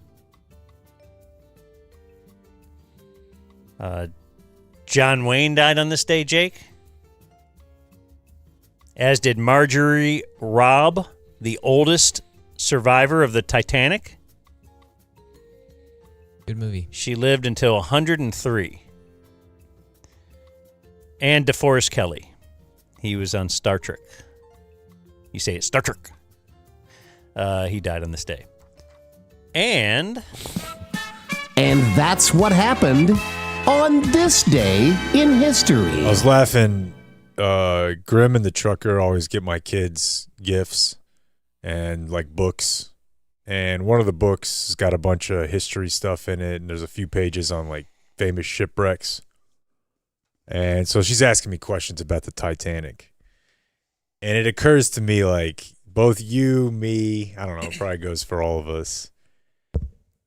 If I were like a teen, just how goddamn funny I would have thought it was that they wrecked that boat on the first time out. yeah, because for build weeks up. they're leading up to, months probably. First time, dude. Like, Do you know how they build it? Yeah. It was built as the unsinkable. Right. You know how boats all before this moment in history were built? Not this one. This is the new Can't way to sink. build boats. There is no way to sink. And they never saw it again. So The Japanese didn't sink it. No, you just hit a piece of ice. it's very funny to me. I'm a bad guy, so Yeah. I don't know, you know. No, if that would have happened today, Twitter would have been a fun place for a few hours. Oh my God. Jeselnik jumps in. This segment of the Dumb Zone brought to you by Frankel and Frankel. Even if you die in a car accident, we could help your living family get the bag. Frankel and Frankel. Insurance companies Or a will try boat to take accident. advantage of you. What? Or a boat accident. Sure, Ship accident. It's personal injury attorneys. Right. Yeah, they have different guys that have different areas of specialty. Do they have a boat accident specialist at Frankel and Frankel? The way to find out is to call 214-333-3333. All threes. You will talk to a partner when you call, Mark or Scott Frankel or Gene Burkett, and they'll kind of talk you through your thing. In fact, I think our buddy who got his wife got an offender bender, called Frankel and Frankel, talked to Gene Burkett, and kind of talked him through his different. Decided this isn't big enough for Frank. This isn't a big deal, but they're going to kind of shoot you straight and tell you what kind of a deal it is. So it's family owned. It's client first. They have all the experience, all the knowledge, like the voice said, to get you your bag. 214 or 817, and then dial all threes. And now we come to a place in the program that we call the closing remarks. Yeah. And for that, we have a guy who knows Blake. Not willing to commit to say it's his best friend. It is Andrew.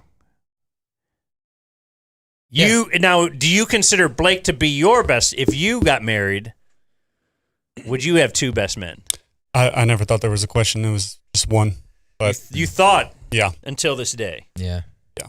Unfortunately. that Blake felt the same about you. yeah, I felt a little weird sitting here, but I mean, it is what it is, I guess. You'll push through. Yeah. Yeah. So he's got a lot of firefighter stories, and then I want you to let them in on your trade up challenge. Oh boy. How did it start, and where are you now? So the trade up challenge is a story you guys may have heard before. Like a paper clip? Yes, exactly. This guy back 10, 15 years ago traded a paper clip all the way up to a house. And I always thought that was a cool story. And I always wanted to try it. So, just randomly one day I was thinking about it. I was gifted a 25-year shelf life survivalist doomsday prep food. And, obviously that sounds Just really like weird. buckets and buckets of MREs. It is given to you. 6 buckets as a Christmas gift. 25 years worth? 25-year shelf life. Oh. It's worth about 1.5 years. Okay. Yeah. And it just sat in the garage, didn't think much of it. And, I looked it up, obviously, and it was worth $600-800 somewhere in there. I thought, that's a good place to start this trade challenge. I've always been interested in it. So I was like, why not? So I went to Facebook Marketplace and started sending messages. And, I had ChatGPT make me a message, looked pretty good, sent it. instantly I got some, good feedback. They were like, oh yeah, send me pictures. So you would not have traded it for $1,000. You wanted to do trade. I mean, yeah, I was down for $1,000, but no one would have taken it. No. Okay. Yeah. I mean, I was open to that. All right. I also listed it shortly, and then I took it off because I didn't want someone to see it. Like, he's trying to sell it for $300. Why would I trade something worth $1,000? All right. So I took it off. ChatGPT made an awesome, description for me.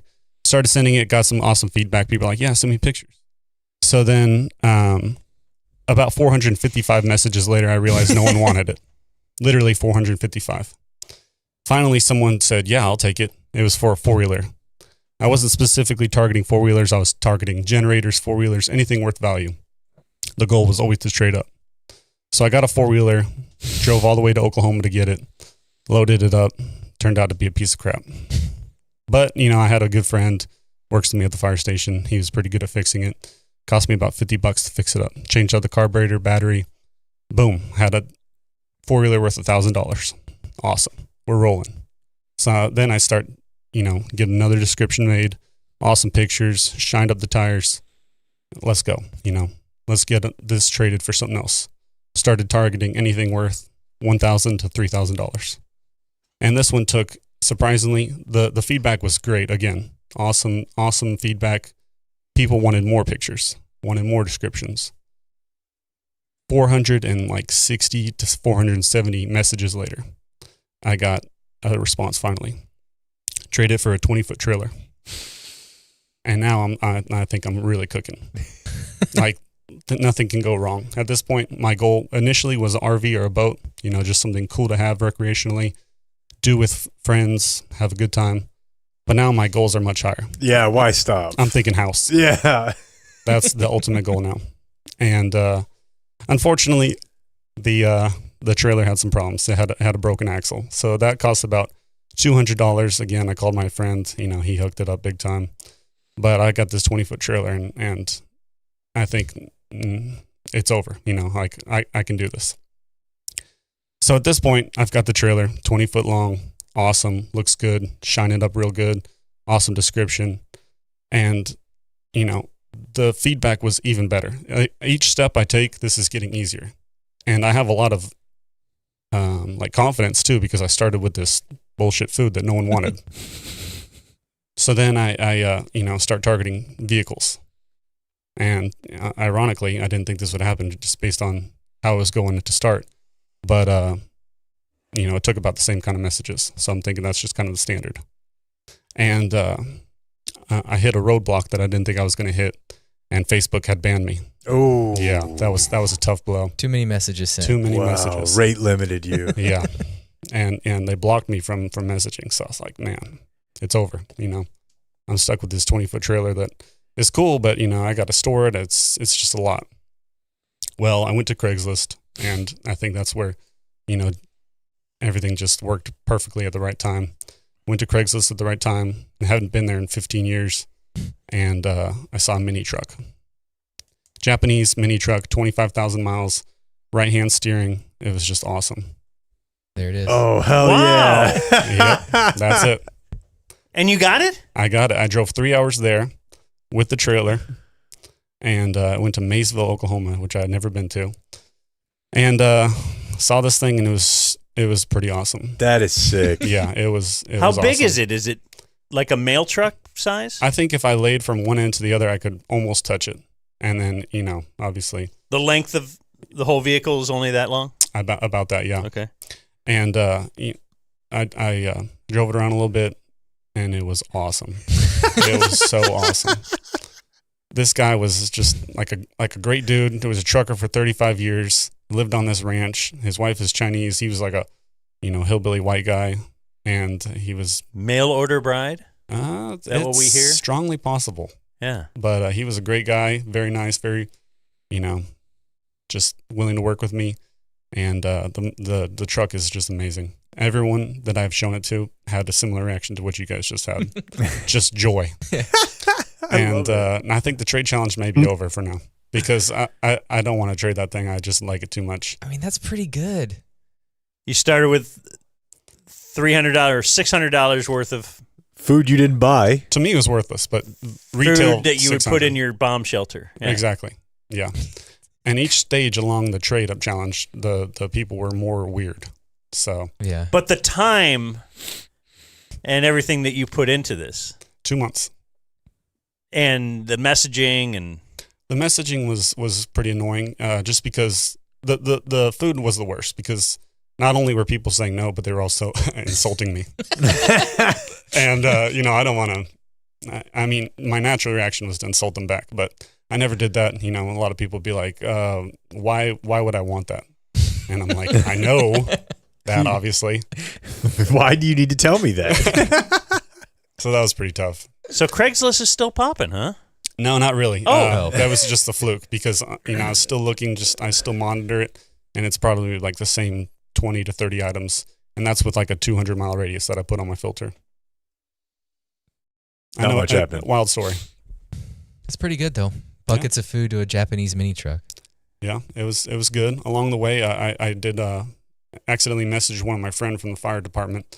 I didn't think that was going to happen. He was like, whenever I got my messages, my yeses, it was like, right when I saw the message, I'm like, okay, this is something. And so when I messaged him, he's like, throw in a pack of cigarettes and we call it a deal. So I just saw that, didn't connect the two. I was like, hell yeah, I got another deal. Because, at this point, I'm like 500 messages deep. And then I see it's my friend, I'm like... He was just effing with you? Yeah, he was effing with me. And you have a business?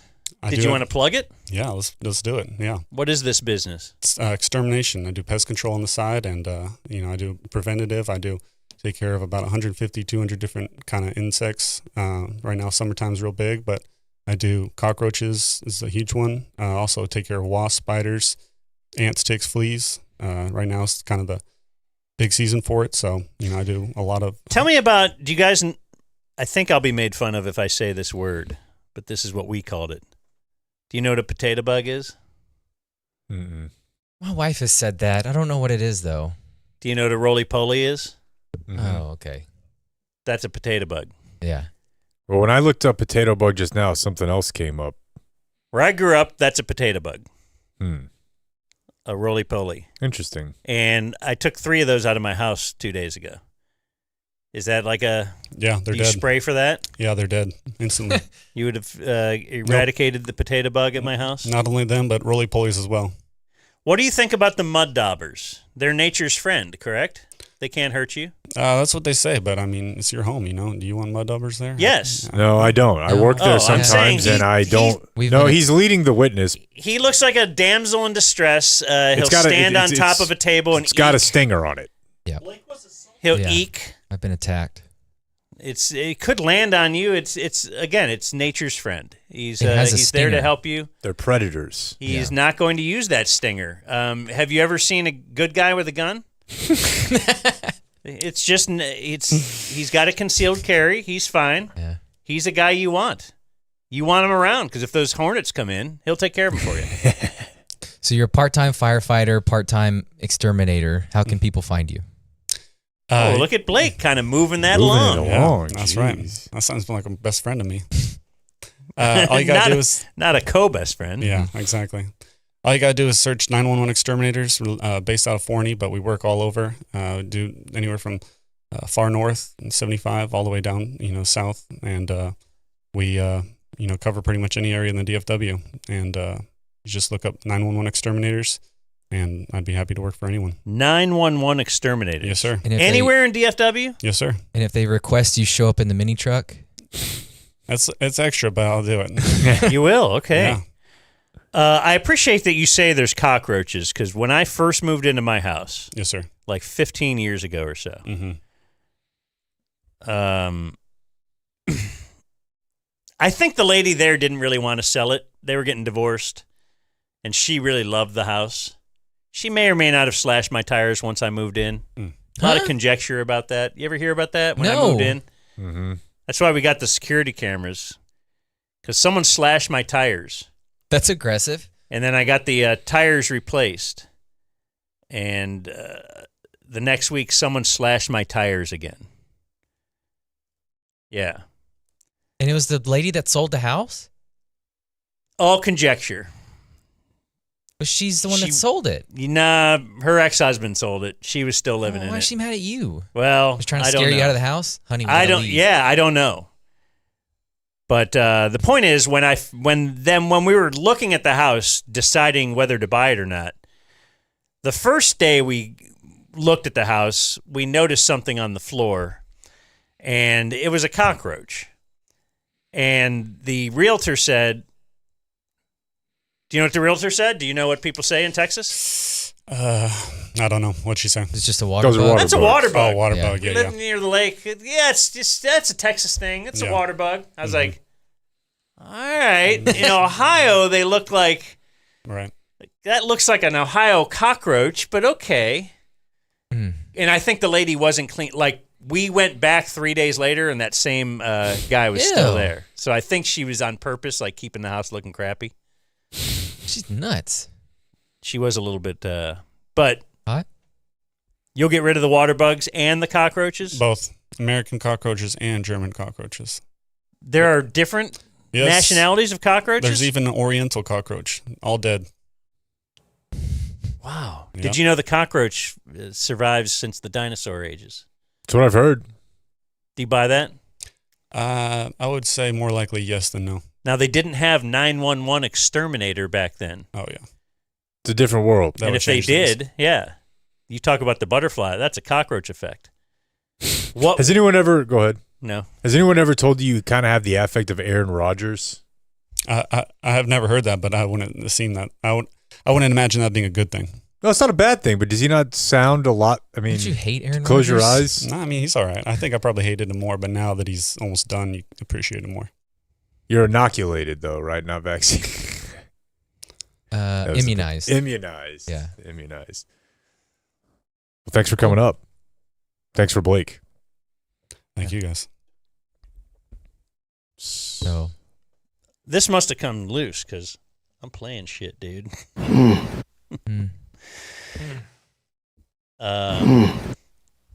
Like I said. Adios, mofo. Oh, wait. Let me do this. God damn it. Hold on. This doesn't usually happen.